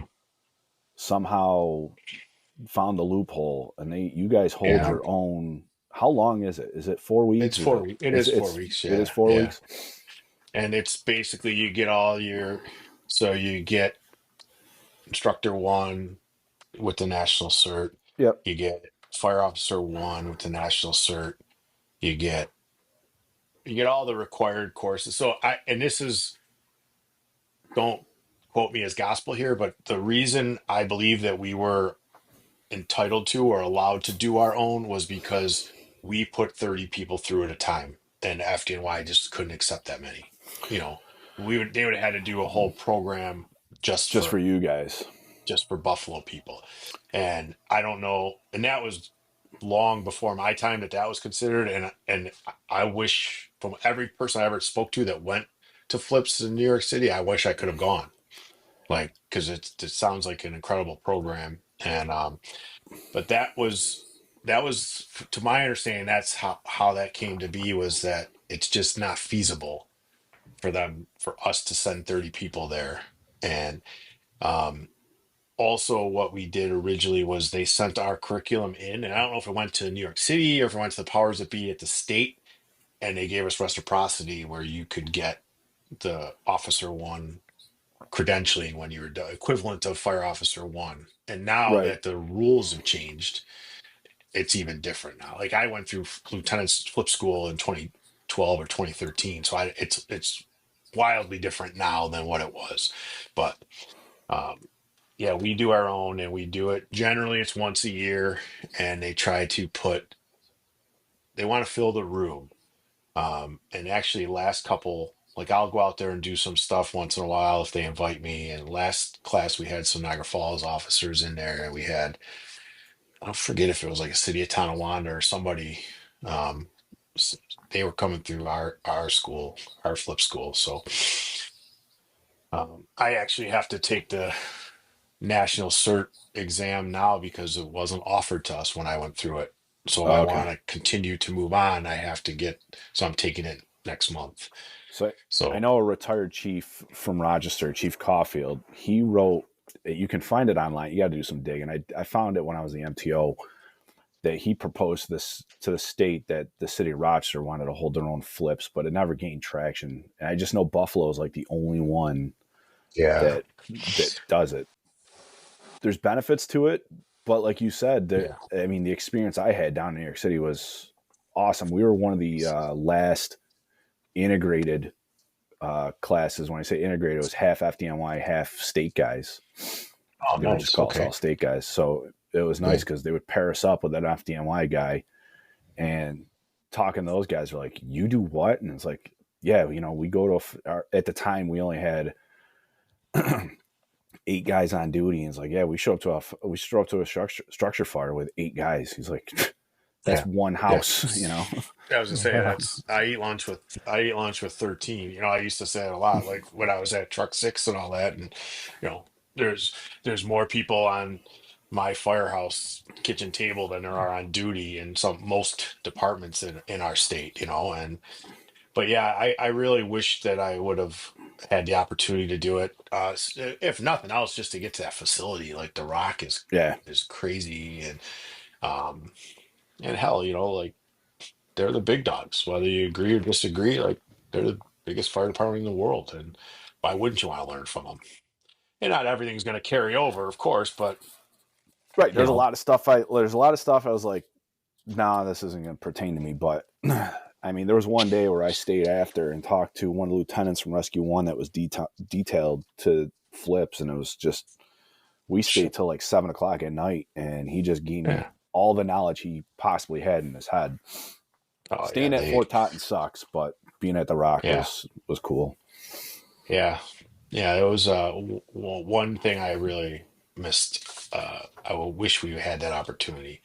And you know, to be honest, Lou, I don't know if it was ever explored again, or if it's just kind of because this year, right now, this would generally be when flips is February, March, when things kind of slow down. There's no plans to do one for this year. So we have people that, like, I went through it as a firefighter still, but we have people that are lieutenants on the line right now that haven't gone through it yet. And I don't know about the legalities of all that stuff, but I'm guessing it's not. You know what I It mean? It's all about certifications. it could have changed since when I was the MTI. I just know it was 18 months from your promotion date you're supposed to Oh, okay. attend, Oh, okay. That's all and right then. Oh, which I didn't is, know that. but there's guys, you know, Buffalo's the second biggest city in New York State for not only city wise and job wise. Then it's Yeah. Rochester, Yonkers, Syracuse, Albany, somewhere in there.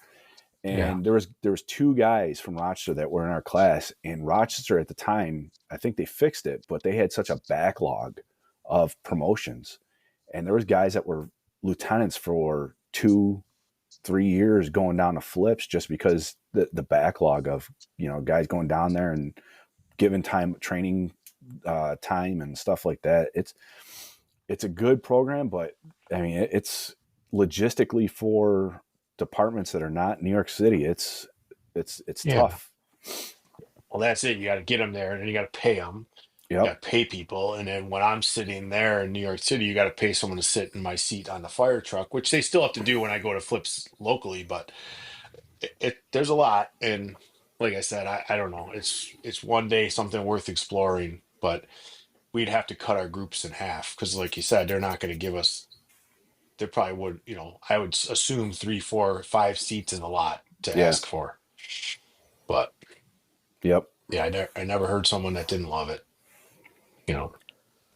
So right before they sent you out to, well, I guess before you got promoted and then you went to flip, how long before you went to the flips in-house? Right away, or? I went before I got promoted. So they what they do. So assuming this year was a normal year, they would, and it was going to start say March 1st. They would they would find all the current officers that don't have it, and they would all get filled in. And then to get to, if it's 30 seats or 40 seats, whatever the number is, they would take the next however many off the eligible list and send them through.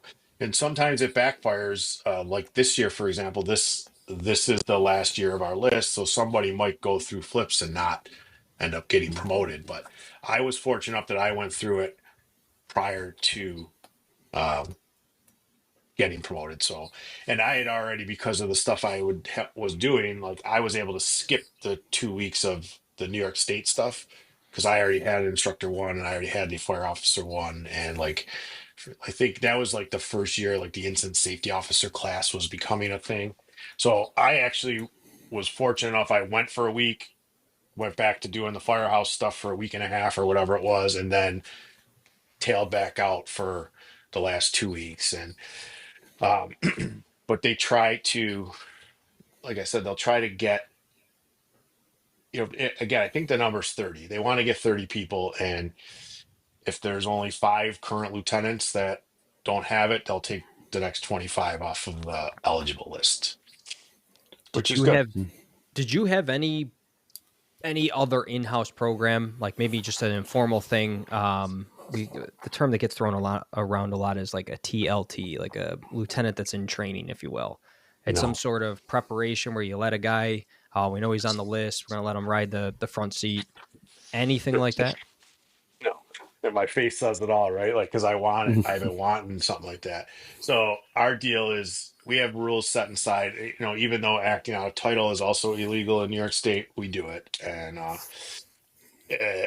we I have mean, we don't do it, wink, wink, but right. I said what I said. No, but um, the parameters are laid out, so we have rules that dictate that. So if you have 3 years on, you can ride up, but it's nothing official. So when I first got promoted captain, I went to special operations. I was the SOC captain, so I knew I kind of volunteered to take a day job to help maybe try to get some momentum going. And I had a lot of conversations with a lot of friends that have officer development programs from departments, and most of them are honestly are southern, down south, Virginia, places like that. And I put together a officer development program that I thought was feasible for Buffalo. Not easy, but doable if with a tiny bit of effort and energy. And I kind of mirrored it to Fairfax County. And basically, my idea would have been is you have to take 2 classes prior to testing for lieutenant, and whatever you call it, TLT1, TLT2, right? Like, and those classes you're on your own. However, we're going to offer them so that every platoon has ample opportunity. So if we offer them 6 times in a month, whatever the number is, that's the logistic stuff that it didn't get worked out. But so if you and I want to become lieutenants, we have to find a time on our own time of these 8 offerings to get to the 2 of them. And it doesn't have to be, it could be when I have 1 year on and when I have 2.5 years on right before I'm about to take the test, as long as you got them done.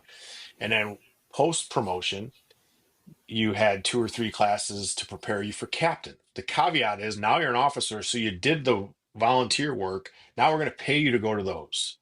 If it's we pay you overtime, if we pay to backfill for you, but you're entitled to that training through the department and you're going to be compensated for it. And then the same thing for battalion chief, the same thing for division chief. And the idea that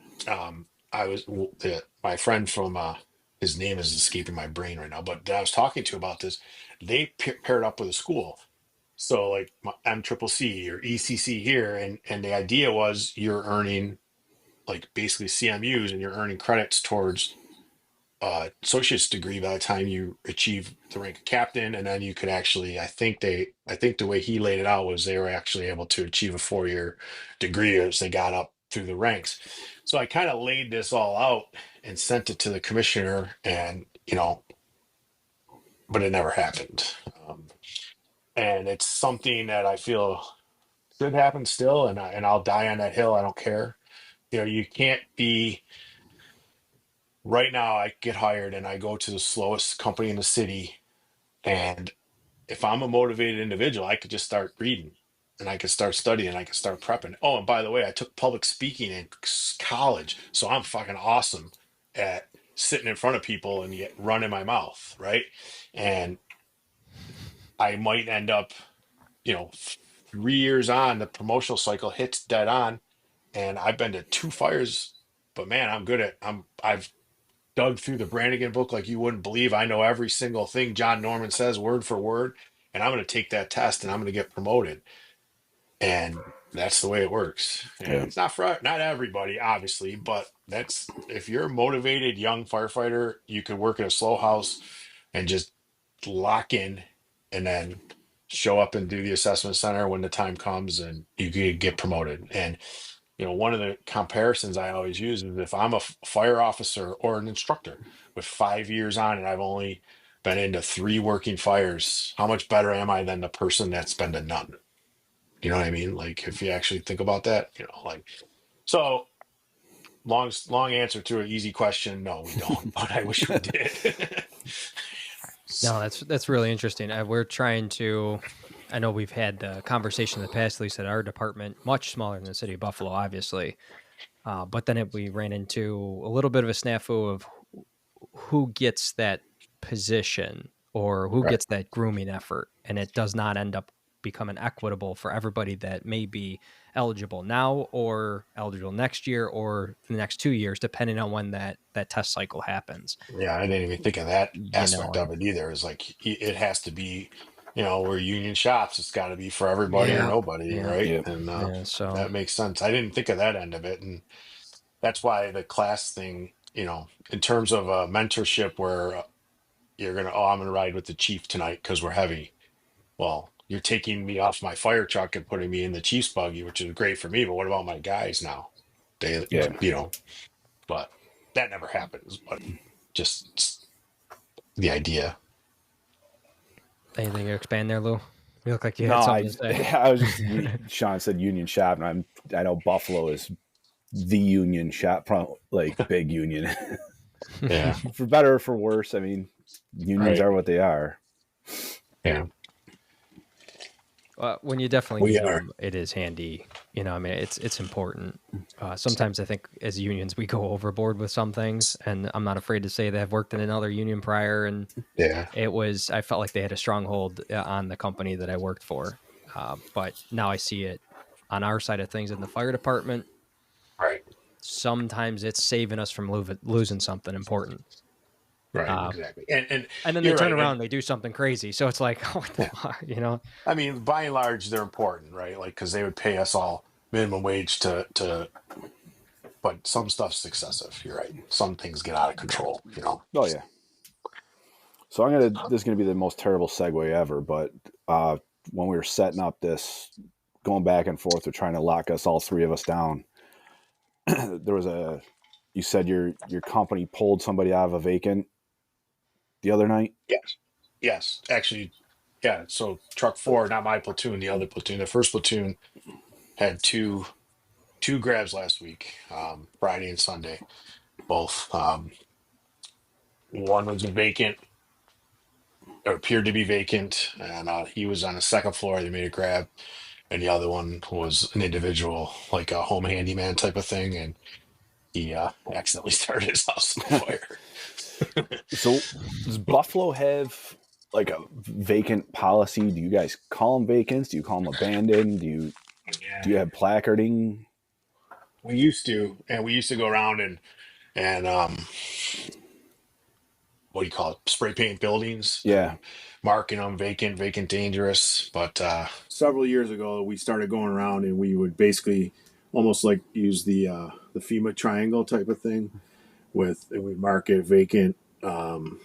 Floor would we do one slash, and it was if there was any kind of specific hazards in terms of holes in the floor or deteriorating seat roof, we would put like F and R, and then if it was what the company officer deemed vacant dangerous, we would close out the X.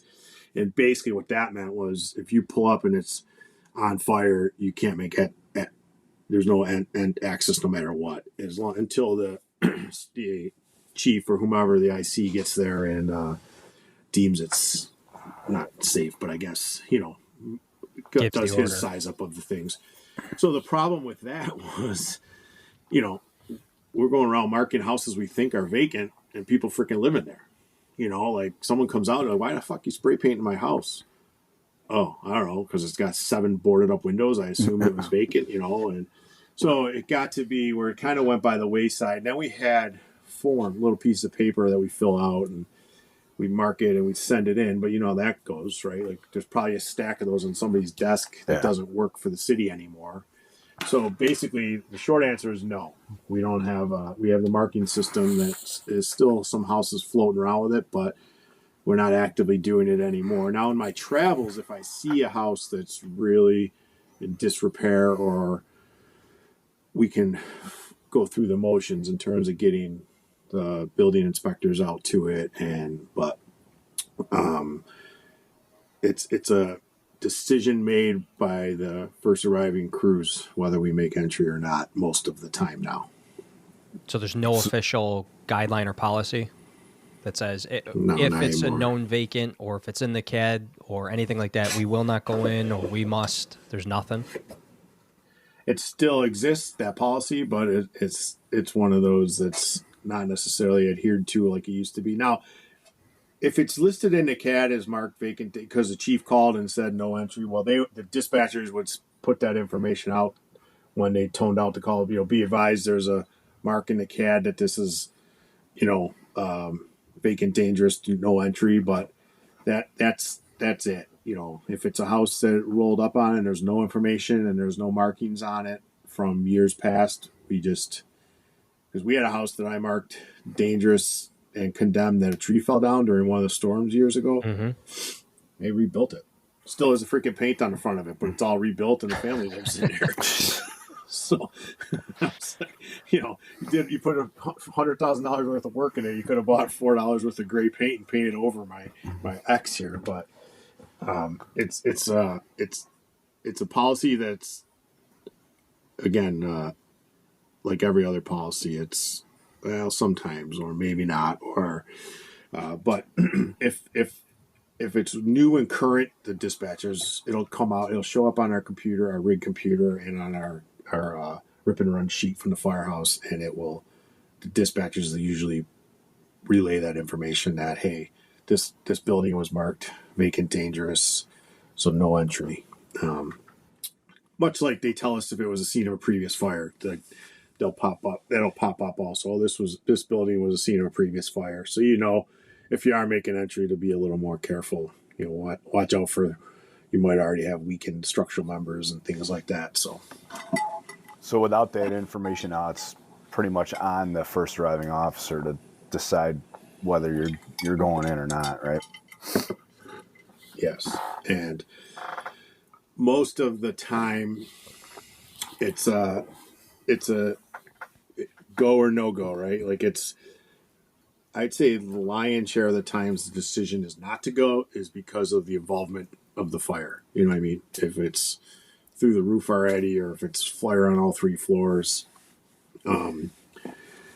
Rarely and I say this and I'm probably going to get called out on it, but rarely it's because, wow, this place looks shitty. You know what I mean? Yeah. It looks like it's in disrepair. Let's stay out of here. Most of the time, it's based on the conditions upon arrival. So, what's your opinion? I mean, if you have an abandoned house with a power cut, gas turned off, the fire didn't start on its own. So, right. Yeah. So we'll get back to talking about the article, I guess now, but 2 hours later. But my opinion on it is it depends, right? Like, and that's a cop out answer, but it depends. When we pull up and I see what's going on, and there, like you said, I'm looking for the door that might have been propped open, or if everything's boarded up, and who am I to decide that somebody's in there is not worth saving? So it's very much, as far as my concern is, it's, well, not to be cliche, but it's like the risk versus the reward. Like if somebody's in there and they have, we have a wild homelessness problem here, and somebody's in there and something went south, I may give them a quick opportunity. Hey, let's find a way. Let's pop some of these boards off the windows maybe and see what we can see. But in terms of committing our troops, it's tough. And luckily, in our job, by the time within a minute of my arrival, a battalion chief's usually there anyways. The chief leaves from our firehouse, so if we're going to fire in our first due, he or she's pulling up almost right with us, so they can make that call, and then it's off of me. But it's hard, right? Like we're people, and so are I owe it to my crew as much as I owe it to the citizens I swore to protect, but at what cost? I don't want, I want like aggressive firefighters, but I don't want kamikazes. So Right. it's hard. And sometimes we just are set in that mindset of, man, I haven't been to a fire in a month. I'm going. Let's go. And, we used to have a much, much, much bigger vacant problem than we do now. The city years ago went through and like tore down something like, 10,000 vacant structures. And, but, it's a tough call to make because I don't want to be wrong. I don't want to be wrong either way. I put my crew at risk because there's the clues, what I'm looking at are showing me that, man, like you just said, Lou, the power's off, everything's boarded up, but it's on fire. And there's no signs out here of how it started, which leads me to believe that it started inside. And, well, too bad, right? Do I just shrug my shoulders and say, well, sometimes people die of fires? Well, that's not something I want to sleep with. Have that going through my brain if I'm wrong, but I also don't want to have to tell someone's spouse that they got hurt because I made a bad call. So it's one of those, I wish there was a perfect answer, and I just don't know. And it's easy to hide behind a policy, but again, that doesn't change the fact that I have 8 people that I break bread with twice a day, Right. that want to get in there and see if there's somebody in that building, and it's a really, that was kind of the genesis of the latest Firehouse article is, what do we do? And you're never going to know with 100% certainty. We've had house fires in recent years where they were vacant and we kind of took the defensive approach to them. And then a day and a half later, when they were torn down, they found a body in there. But it turns out that it was just a coincidence that the person went into the already burnt out structure for warmth after the fire and succumbed. So it wasn't like he burnt to death, but still, what a horrible feeling. You assume the people standing there when you're on standby while they're tearing the structure down, see a body, and you're like, oh my God, we were here for this fire. We missed this person. But the investigation led us to find out that wasn't the case. But I mean, there's no worse feeling, occupied, vacant, or anything, than overhauling a fire and discovering that you missed a victim. There's no worse feeling in the world, I don't think, because I've been there. Or when someone's inside and you have to pull the plug and that you're stealing this person's fate. I've also been there. That's a horrifying feeling, a horrifying decision, but there's sometimes there's no way out. There's a time when your maximum effort was still not going to be enough. Yeah, but it still doesn't make it better. Right. And one of the least favorite things I like to hear from people consoling you is, well, they're fucking dead anyways. Well, BS. You know what I mean? Like, right. You don't know. I'd rather bring them out and give them a chance. And we had a real bad fire when I was lieutenant was I lieutenant? No, I was a captain at Truck 7. And mom's in the driveway screaming, my son's in there, my son's in there, my son's in there. But the conditions, the house was so bad because the first in engine also encountered a victim. They are working on victim recovery. The fire just had a chance to grow because, everything got thrown out of rhythm, right? Like, we stretch a line, we back it up, we get water, we search, we vent. We threw one monkey wrench into it and it changed. So the conditions were getting so bad. And my guys were like, Cap, let me go. We're at the front windows going to VES. And I'm like, man, I just can't, I can't let you, because the windows are already let go.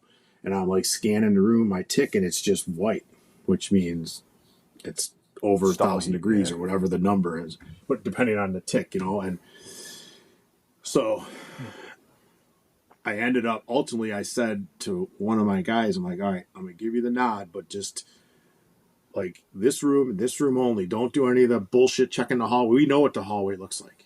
If he's in this room and you find him, let's go.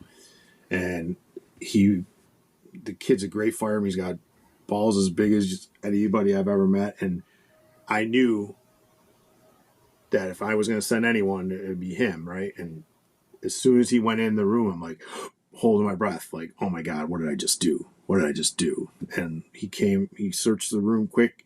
Me and another guy both went in, kind of leaned into windows. So we were, here's us. Because the conditions were so bad, he was able to get to us. And unfortunately, we found the guy later during overhaul. I knew in my heart of hearts when I really sat there and thought about it, when I was like processing it and I was writing reports on it, I knew in my heart of hearts I was sending him in after somebody that was already gone. There's no way anybody was going to survive those particular conditions. Now, we've all seen stories where people 20 minutes, 30 minutes, 40 minutes into fires that are found alive, and that's awesome. I pretty confidently say that this wasn't the case in this, but I felt better having taken the shot at trying because, again, mom's standing in the driveway and I don't have to turn and face her and say I didn't try. Yeah, that's the tough decision hard, there. man. It's hard. And then she goes on 100%. social media and Buffalo Fire didn't do anything, and well, it was in 2019, so it was live streamed. The whole goddamn thing was live streamed, so it didn't matter. Somebody across the street at Facebook Live going on. But interestingly enough, to kind of segue, it was an awesome learning tool. So somebody was friends with this person, and she had like 14, 15 minutes of this video fire unfolding, and I screen grabbed it and brought it, and we kind of condensed it down. But you review everything, and you kind of put in. Obviously, you could only catch some of the radio traffic. It was if she was catching it off of the speakers on the rigs or whatever. But to be able to piecemeal it to see how things played out and what we could do different in the future, it was kind of a cool. Unfortunately, it didn't change the outcome, but it was kind of a cool learning tool to have. I had to take her audio out because she was, like you just said, a neighbor. Why aren't they doing anything? But it sucks. Sometimes it sucks. You have to make that call, but that's our job as company officers, to make the hard calls and to own them and to be able to justify why we made them. Not just because, I was scared or because it looked vacant. You know what I mean? People are living everywhere now. Yeah. You know that. People are living in during the blizzard last year. We found folks that were living in a tent behind a house. They were paying rent to park their tent on this person's house and running. And they had a power. They were allowing them to use an extension cord out of their garage to get a little bit of heat and a little bit of like a portable cooktop. But they were living in a tent, and you could never expect that. We found them. Unfortunately, they died during the blizzard, but that's not something I didn't learn that in flip school. You know what I mean? Right. So, anyways, Sean, what would be your criteria for those listening who do not have a policy? And I'm thinking both career and volunteer. Probably more of the smaller departments on the career side, but definitely the volunteer departments that might need to start considering these things. You're looking in the area that we live in. Some departments might not have any vacants, and some are kind of chock full of them. What would be some basic criteria for a first arriving officer to kind of have a checklist of making that decision? Do we go in or do we not? Yeah. So what are we looking at, right? If you look at the factors that you might encounter, like what time is it, right? Like if it's 3 a.m. and I'm pulling up to this, there's a chance versus 3 p.m. At 3 p.m. a house in the neighborhood catches on fire, it's not going to be free burn, you wouldn't think, for 15 minutes before somebody calls us. So like the conditions of the building, like, is it obvious that, and it, again, not just boarded up, because we just talked about that. Hell, my window broke because my icicle fell and I got a boarded up window, but the floor sagging, is the porch collapsed? What's the fire doing? Like looking at that quick, is there a safe way for me to get in and do a quick, if it's a door, if it's a window, where I can, based on what conditions I'm seeing with the fire. And now, a lot of people, like fire behavior is more than just, volume, velocity, and color, right? Like it's deeper than that, but you you can you can kind of guesstimate what you're doing. Is the fire coming out of the front of this building like this nice little laminar flow, which is leading me to believe that all the heat's in the back somewhere or midway through, and I can get a quick search of the front room. Like it all boils down to knowing your sizing up, like having your size up game like dialed in. And it's more than just, well, this was a 2.5 story frame and it was built in 1962, but like understanding what I'm looking at. Fire behavior, like I mentioned earlier in the episode, like we get like an 8-hour lecture on it in recruit school, and I think that's crazy. Like that should be the number one thing we learn. So then, like after you talk about quick looking at the fire behavior, what's it doing? Where was it? Where's it going? How long has it been going? And if you can tell, like how hot is it? How bad? How much involved is this? Is it one room or is it a full first floor? Because that's going to determine the next part, which do I have the resources?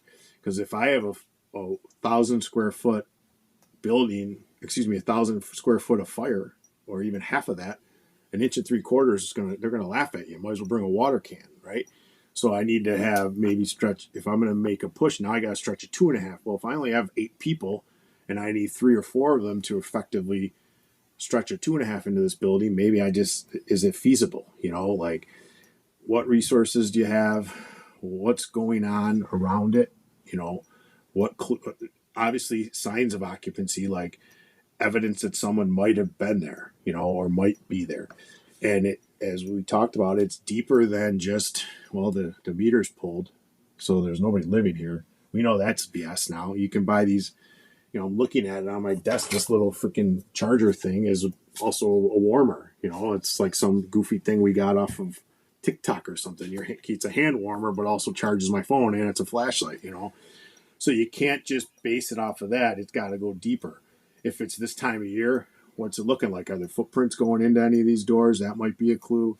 Basically, you got to just use every single piece of information that's around you. And I don't buy part of the thing we use in promotional exams all the time is, I'm going to check with a subject matter expert, the lady that lives next door. Like, that's BS. Because every fire I've ever been to, the people are like, oh, yeah, they're definitely in there. Well, who are you? Oh, I go get coffee at the corner every day.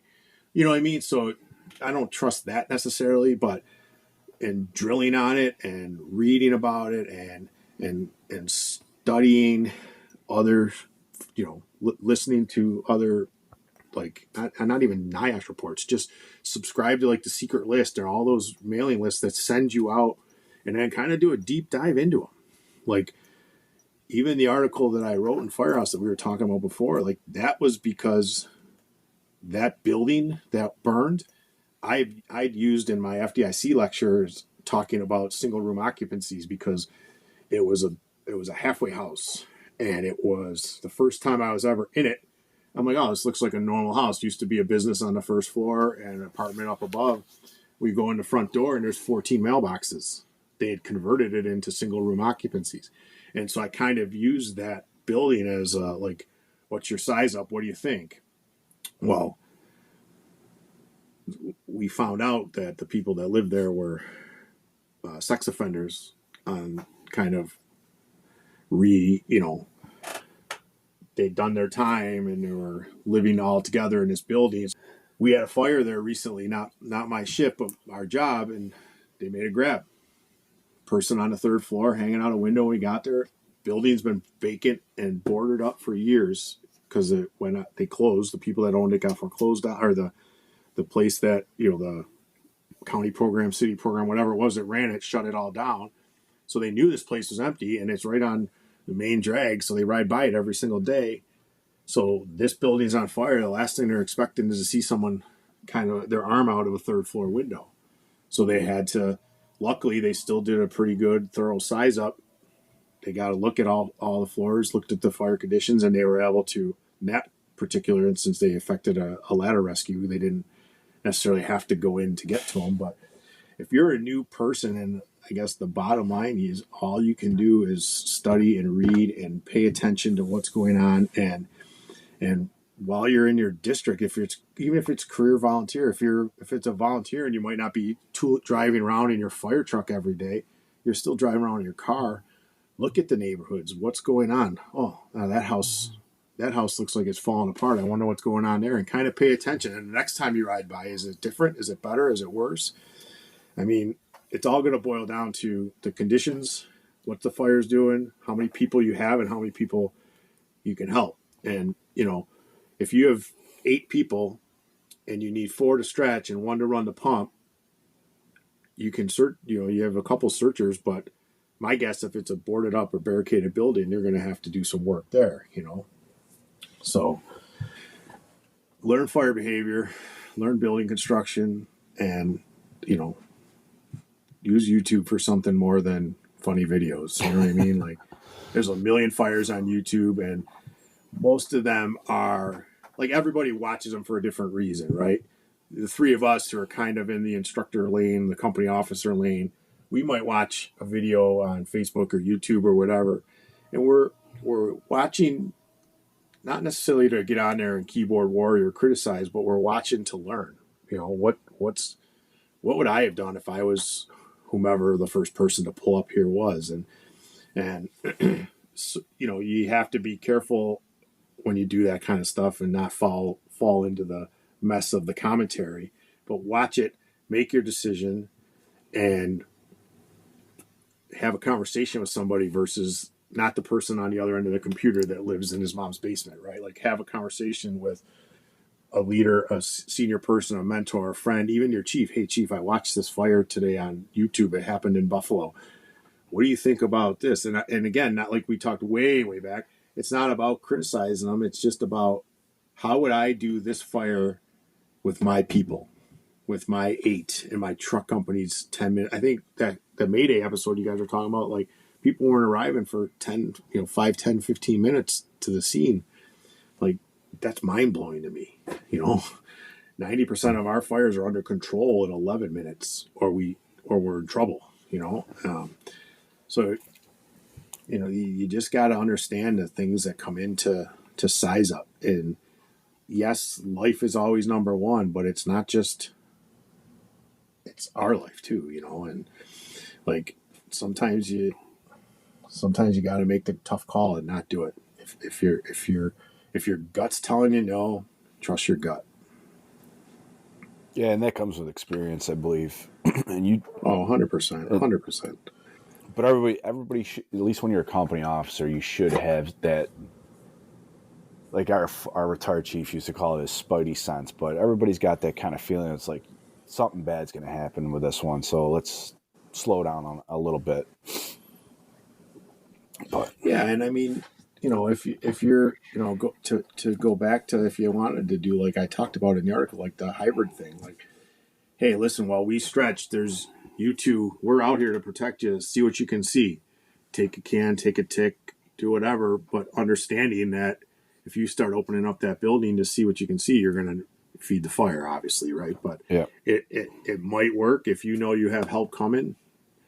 And again, I love the cliches, like putting the fire out is the best way to make things better. So getting that line in place and knocking it down, but there's never a real answer because everything's so situational. But if I had a couple people that I could send in there to, or even to get, pull one window and scan and look for the, live fire layout type of thing and see what we're dealing with. Maybe it's just an impressive looking rubbish fire in the old dining room of the house, and it's just been, the building's so closed up that the smoke is pushing and it's not that big a fire. And or if a squatter had a little sterno that tipped over and got the rug going, it's going to really, really look impressive with all that plastic and junk burning, but it may be it might be a can job, what I mean, with a really cool looking can job. So, but you can never learn enough about fires, about fire behavior, about building construction, about size up, any of it, ventilation, search. Just be a student if you're a young guy and you're just starting out and you might get thrust into this role, which in the volunteer service, it really could happen. You're a year fresh off probation and you get promoted or get elected to be a lieutenant or a captain. Who knows? Train on it. I can't agree enough with that statement. That so I kind of you're kind of beating around this bush here that size up matters. It's like that seems to be like the biggest thing that you could probably train on to have one of the most impactful methods on the any fire ground. And Lou and I had a podcast, I think it was it our first or second one, where that's actually what we talked about was the size up. And that spawned from seeing bad size ups or no size ups out there.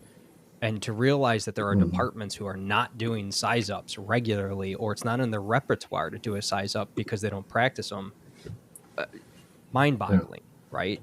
This, you go way down the chute of the size up, and this is here we're talking about a vacant. This is one very, very specific type of fire that requires that size up, and so there's a lot of departments out there that give me flack. I've been getting a lot of messages that, well, you don't really need it. Just, you're stretching the line to the front door, get in there and put it out is kind of pretty much the same thing you were just saying. But Jesus, if you don't have that size up, you're not going to be able to direct that stream, effectively. God, that gets me. Gets my blood boiling. And that's right. And that's bullshit. Because, you are, it's just that simple. Sweet. Come do it then. Yeah, you didn't want to hear something. That's what it is. We pointed out you're not doing it. You didn't want to hear that.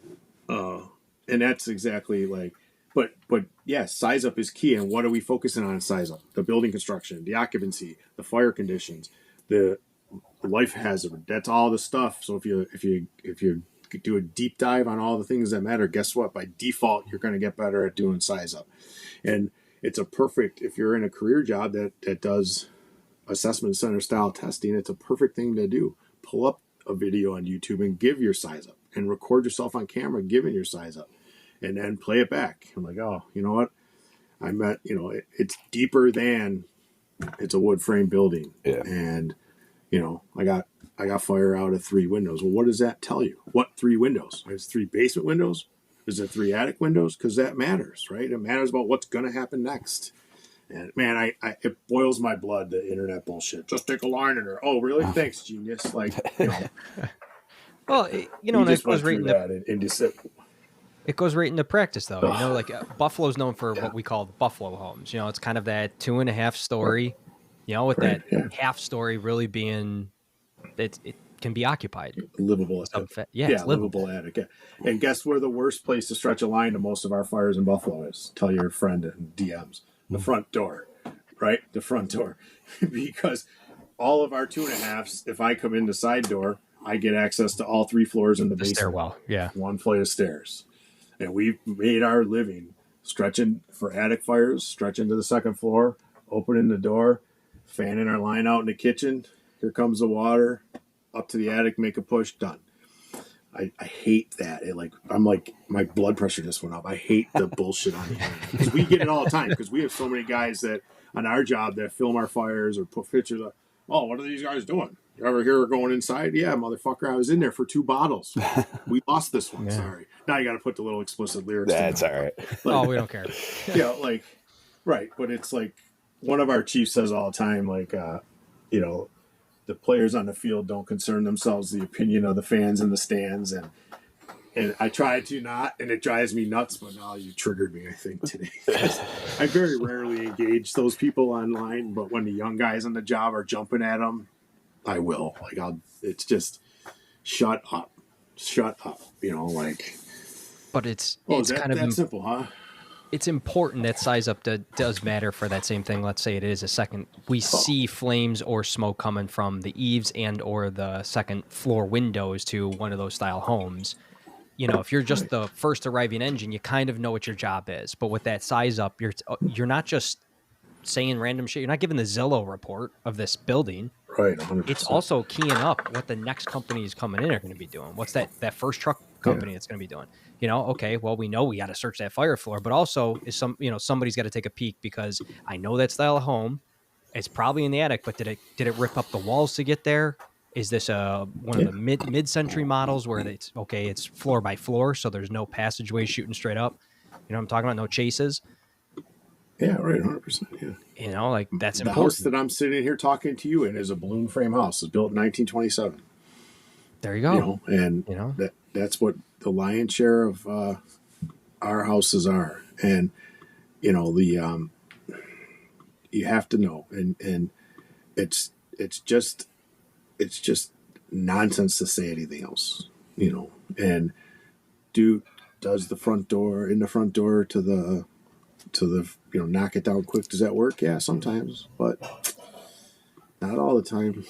I could tell you 1,000 stories, but like, you know, your initial, like, you got to give your initial radio report, your initial size up. We're looking at what the floors of the building, construction type, what our fire conditions are when we arrive. We're talking about, like, you know, if you're that type of department that does like the name, and if you have a special spot for your command post, like that's the stuff you have to reiterate, but not in what kind of mode we're operating in. Not like it doesn't have to be like you said. Oh well, the shutters are blue, and man, it looks like looks like they were in the middle of renovations and they decided to stop. But quick and concise and done. And enough if you're information so that nobody's going to ask Chief, where do you want me? That would be right. That's exactly. how I would sum that up. That's and Matt's to be favorite honest, line. like that. I fucking hate it. Sorry, Chief, I where do you hate want it. me? Yeah.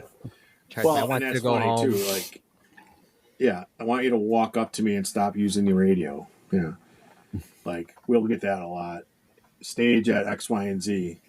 Okay, well we're in staging. Okay, great. I didn't ask you to tell me when you got there. I asked you to stage there. You know, like you're there for a reason, so I don't have to wait 7 minutes for you to get there if I need you. You know, but that's another episode. But the internet guys drive me nuts. And we used to get some, when I had the podcast with John, we would ruffle some feathers sometimes too. And, you know, but I don't care. Do your own podcast if you got all the answers, you know? That's right. We're here just trying to pull. We get the same stuff. Sometimes it's a little nonsense from the guys that we work with and stuff too. But we're here just to pull information out. No different than you're pulling information from, you know, the YouTube video. It's not that we're telling them how to do it. Right. It's what can we learn from it, and that's Exactly what we aim to do here. Your mileage may vary, right? Like it's not going to work for all of you, for everybody, but No, this is probably going to fall apart in another year. No, I'm just kidding. But I was just thinking that we got to have Sean back on for some other stuff. This was good conversation. Yeah, we didn't even really get into it. Anything else with the vacants there, Lou? No, I mean, go check out the article. I mean, he's got some great stuff in here. I don't want to do a podcast on just regurgitating the article because, you know, he wrote it for a reason. Yeah. So. Yeah, that was, it's funny. So I used to write the regular truck column for Firehouse. Peter Matthews, a friend of mine, and it used to give me stress like you wouldn't believe, you know, like, because it boils down to, like, who the hell am I? Nobody wants to listen to me. Like, listen to or read what I have to say. And then this particular one, he said, he's like, hey, the truck column, Mr. Deadline, you got anything? And I'm like, you know, I don't know. And this fire had just happened in that building. And I'm like, you know what? I've been really like thinking about that a lot. So let's go. And I actually kind of just sat here and dictated to my computer to get words on the screen. And then I started to, you know, type it into sentences and to make it look right. And then I shared it with a buddy of mine, and he's like, it's great. I like it. But you said the same thing a lot. And that's exactly how I fucking talk, right? Like, I repeat myself so much. And I go, well, you know, it's genuine because I do the same thing. Like, well, let's circle back. But, and then, you know, you send it in and the editor gets a hold of it. And Rich, the editor for Firehouse, is a nice guy. But they change your thoughts sometimes. Yeah. They change your words sometimes.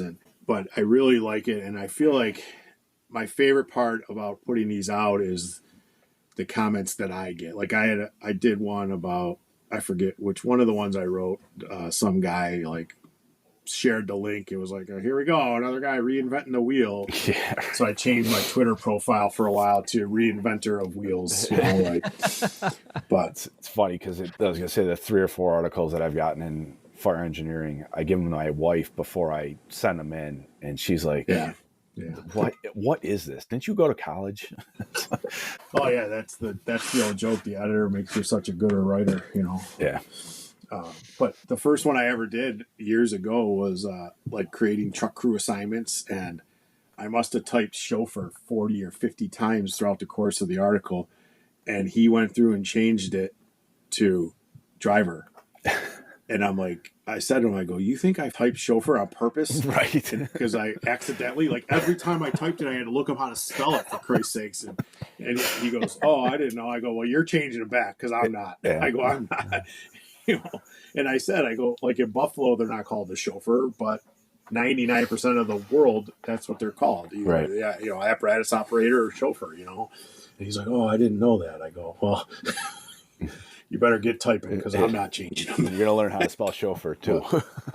Yeah, now, yeah. I literally was like, "Wait, is it EUR or UER?" Hold on. You know, every freaking time I type, you think, you know, my freaking Microsoft Word would have learned it by that point. But so yeah, the article, I was happy with the way it turned out. I sent it to a few guys to read and you know, get the good and honest feedback, and then you never know, you know, because it's a thing, much like what we've been talking about all day, is that I don't want some kid to do something and be like, "Well, I just read this article from that idiot from Buffalo and he said to do it," right? Like, you got to be careful when you do podcasts or you do anything like that, because somebody might actually listen to you.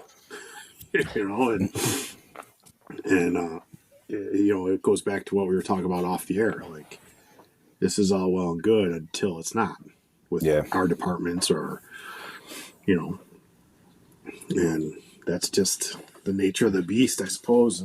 But yeah, the articles are fun, and I was happy with the way this turned out. And I always try to do, like, you know, part of writing, right? Like, you want to call to action, and you want to. I still kind of haven't figured it all out, and I was happy with the way this turned out, and I really kind of came up with those 6 factors, and I just kind of listed them, and Rich, the editor, turned them into a separate little, and I like the way that turned out. Like, kind of what we were just talking about. What are your factors to consider? Well, the occupancy, the fire behavior, the staffing and resources, but it's fun. You know, I have a folder full of stuff I wrote, and I'll never share with anybody because I'm embarrassed. You know what I mean? Like, Is some of that poetry? Yes, yeah.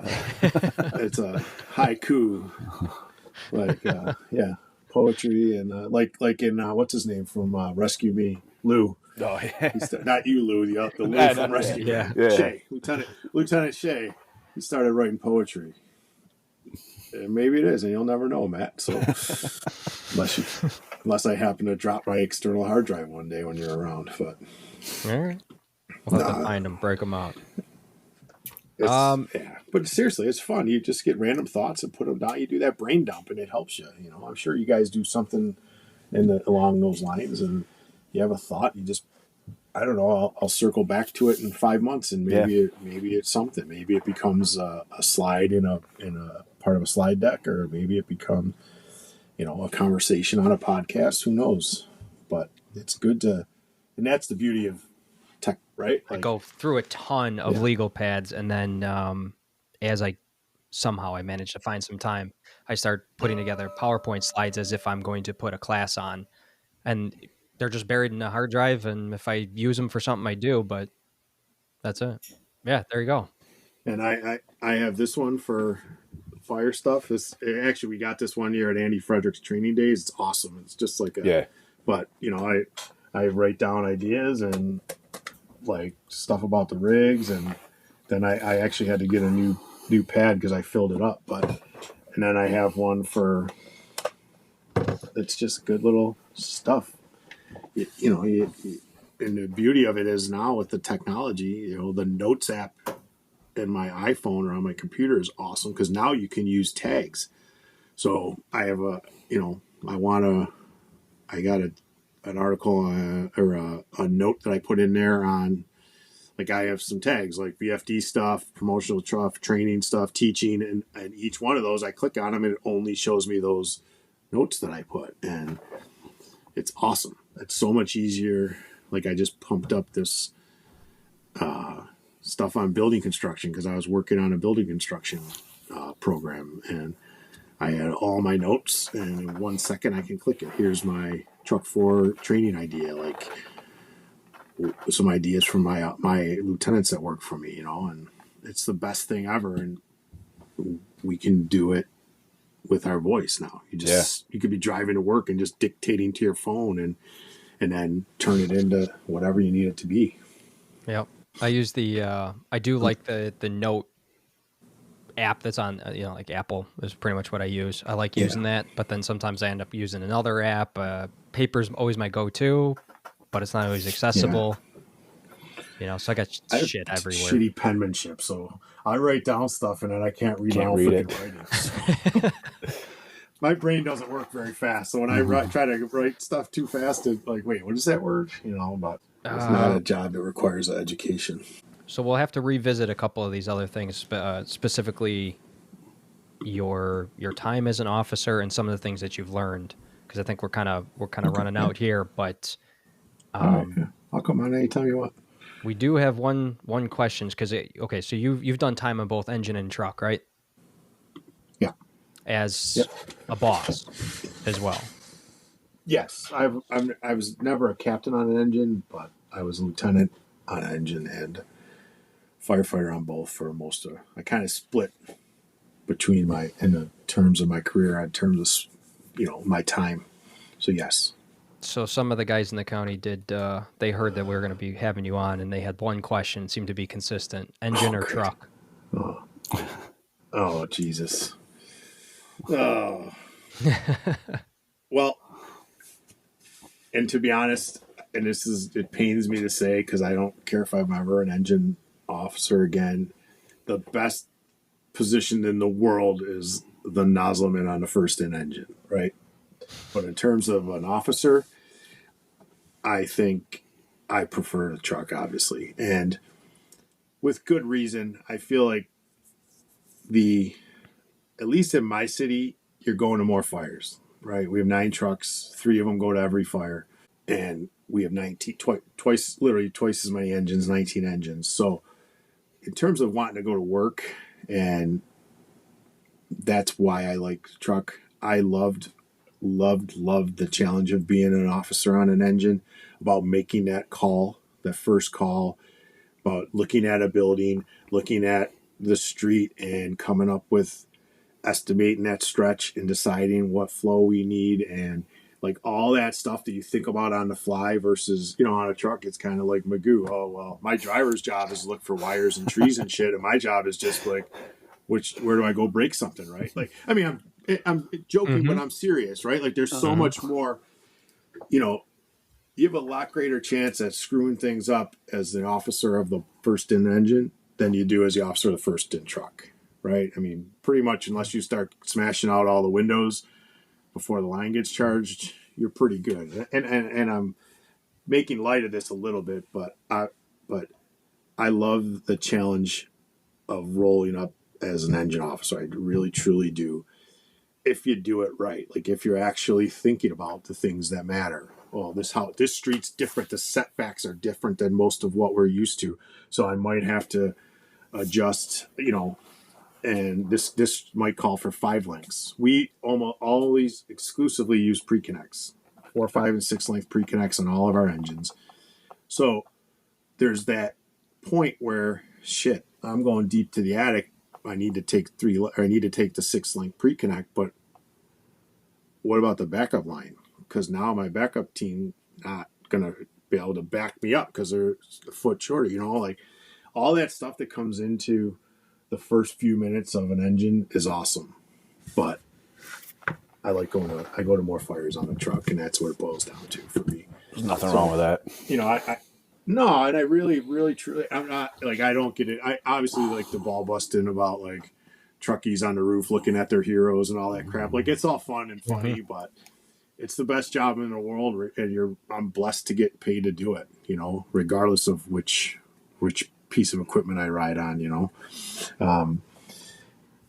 I really, to be honest, I don't know if ever since we switched to the 24-hour schedule, I just don't know about like the engine, some of them want so many calls a shift now that it's hard to stay motivated. Like, and I don't mean fire calls. I just mean like Everything. you know, we're fire based EMS. We don't transport, but it's hard to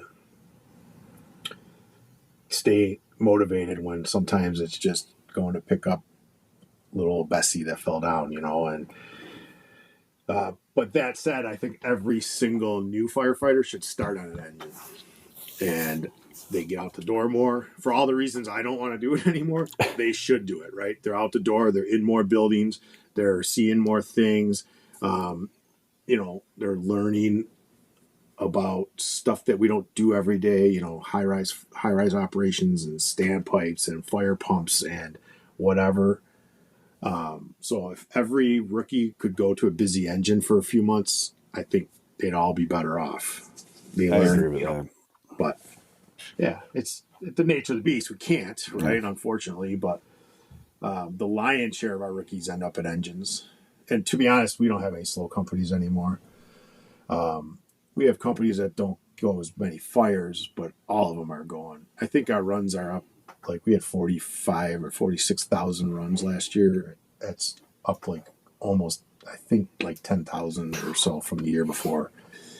And we have one of our chiefs does the tracking.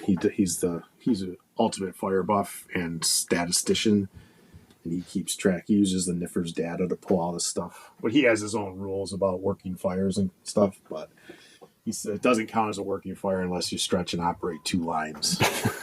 Oh man. Yeah. So I said, like, there's departments in the country that don't ever have a working fire. Right. You know what I mean? Yeah. But it's just you know, being on an engine was awesome. I just love working on a truck now. I just like the challenge of it. I like the you know, it's more of like that freelance mentality, but also staying focused on the mission, you know. But Lou had on an engine though. One of Lou's guys, he's now a lieutenant on another truck, but he did engine for a few years, most of his career on a truck with Lou, and then went over back to an engine for a bit, got promoted.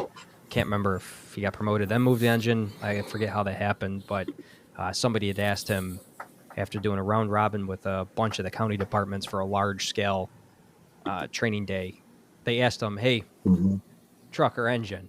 And he had that look of, he didn't want to say, you know, but he gave kind of a very similar answer. And I had a feeling you were going to state it that way is, look, it's always important to put that water on the fire, but it's also just as important to know where that fire is. And there's equal work, and where that translates to some of the departments that might only have engines, just because it doesn't have the giant ladder on the spine doesn't mean you can't do, you know, quote unquote truck work. You still got to get in there. You got to search the hell out of that building.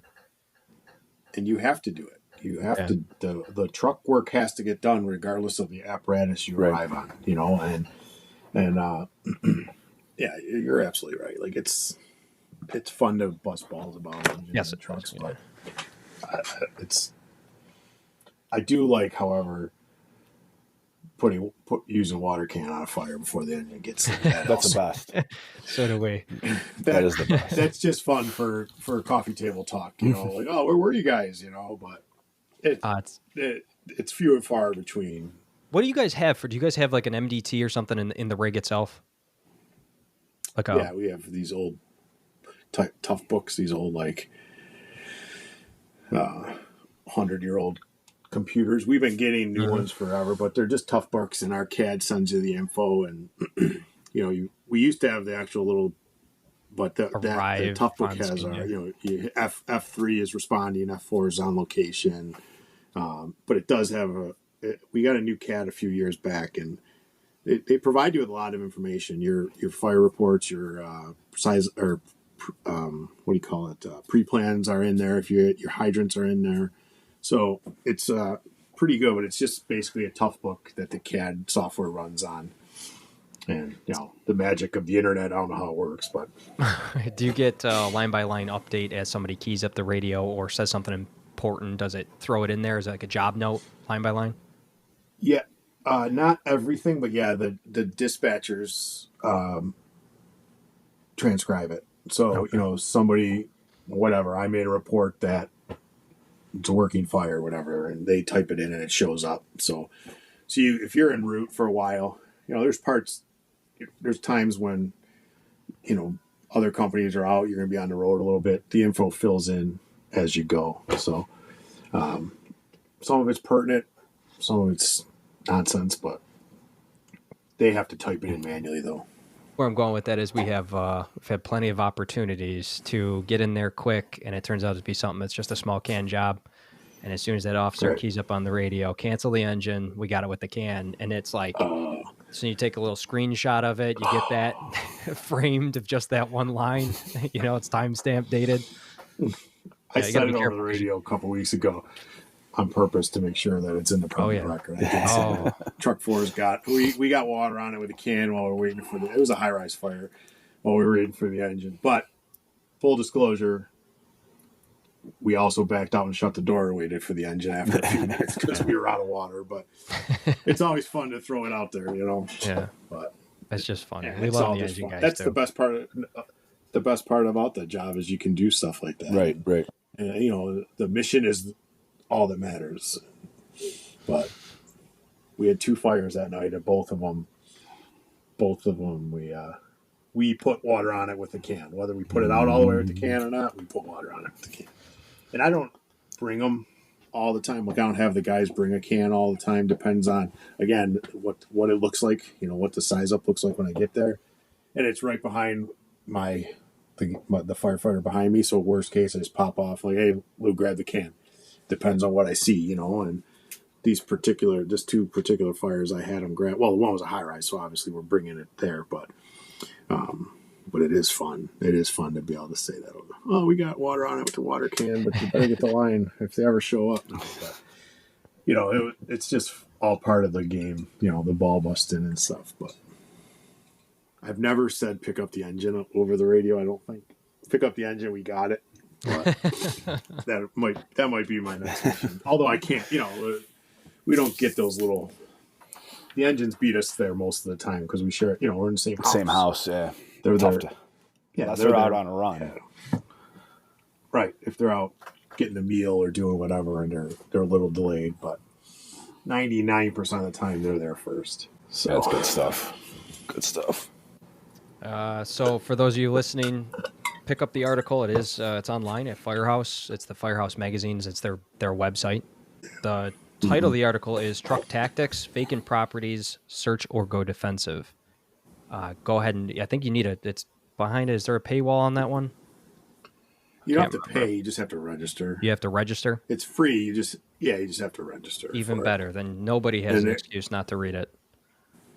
Yeah. So, and if you if you click on my name in there, I think it brings up my whole little page with, or maybe not. I don't know. I think somewhere in there is a link to all the stuff I thought there was. I'll tell you right now, I'm looking at it now. They shorted me a year too. I'm 27 years now. But somewhere if you I thought if you clicked on my name, it brought up the whole there's thing. no link in it. Oh, the top. Maybe? Nope. Yep, the top. Yeah, so I have probably half a dozen or so articles on there, but if you type my name in, I show up. That picture's from, I think I took that in my dining room because they're like, well, you know, headshot. I had my wife take it in my dining room. Yeah, so if you go to the looks official. search, you can see some of the stuff I've done. It's not. It's one of those deals where I have shorts on. I just put the tie on to make it look good. If you look really hard, I still have lieutenant's. Yeah, exactly. I still have lieutenant's bars on in that one. So that was several years ago. But I had more hair and I was skinnier, so we're gonna stick with it.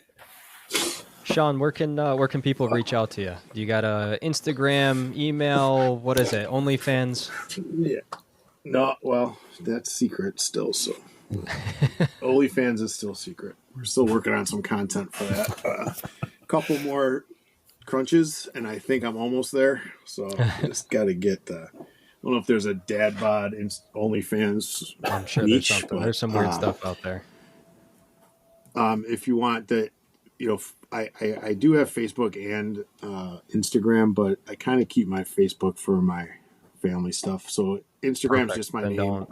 If you guys want to link it, it's just, and you can email me if you want. You guys want to put that email I sent you, that Gmail one. But yeah, I will love to talk. I'm willing to help out with it, whatever. If anyone's got any questions or anything. I don't have a lot coming up. Actually, next on the 22nd, we're going to be up that way in Geneva. There's some training seminar in the morning, and 3 of us from our job are coming up just to do like basically an hour each, and then a round table. I don't know what it. I don't. I feel like I should have more information about it, but and then other than that, I'm really not traveling at all this year to do anything. But and I'm happy to help people if they need information. Like I don't really do the teaching and training stuff for the money. I just think that you got the ability to share what you learned. You should share it. So reach out on Instagram or whatever. Or just shoot me an email if you need to. I used to put my phone number, and then I just started getting too many UPS deliveries to my name, or I keep getting Easy Pass toll bills for somebody that doesn't exist. So I don't know. No more phone number. But yeah, it's just my name on Instagram. Okay, so just at Sean Eagen on Instagram. That's EAGEN. Yes. EN. Yep. All right. Perfect. That's me. Awesome. Well, yeah. With that, if anybody wants to reach out to our Instagram, that's Fire from Two Windows. And then we also have our Gmail. That's firefrom2windows@gmail.com. It is all letters, no numbers for both of them. Lou, did you put anything up recently? I don't know. I can't remember. Can't remember. There's a couple things. Check us out. Send us a message. That's the best way to get a hold of us if you need something sooner rather than later. If not, it does go into the email, and we check that a couple times a week. But typically, the Instagram is the quickest way to get a hold for an instant answer. We don't have all the answers, but we are resourceful enough to find those for you if you need it. Oh, this is fun. We gotta have Sean back on again sometime.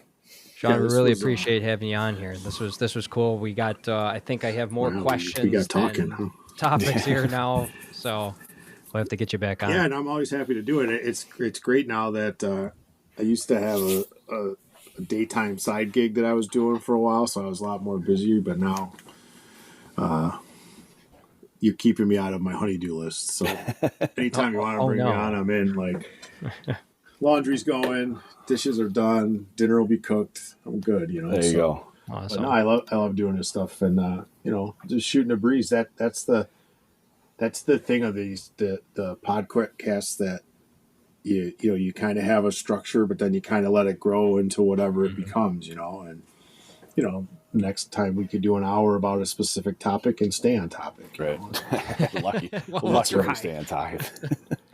I've done ones where they send me all the questions and I just answer them myself, and they like make the podcast out of it. Yeah. Like, this is weird. Nah. Like there's no, I feel like I'm doing a job interview. It's not natural. Yeah. There's no back and forth but you don't go off the rails, rabbit holes. That's the best part about job podcasts is the rabbit holes that you find. Oh yeah. But yeah, anytime I'll be happy to do it. Yeah, absolutely. All right. Well, thank you very much. We appreciate it. All right, boys. All right. Stay safe. Yeah, take care, man. Stay safe, everyone.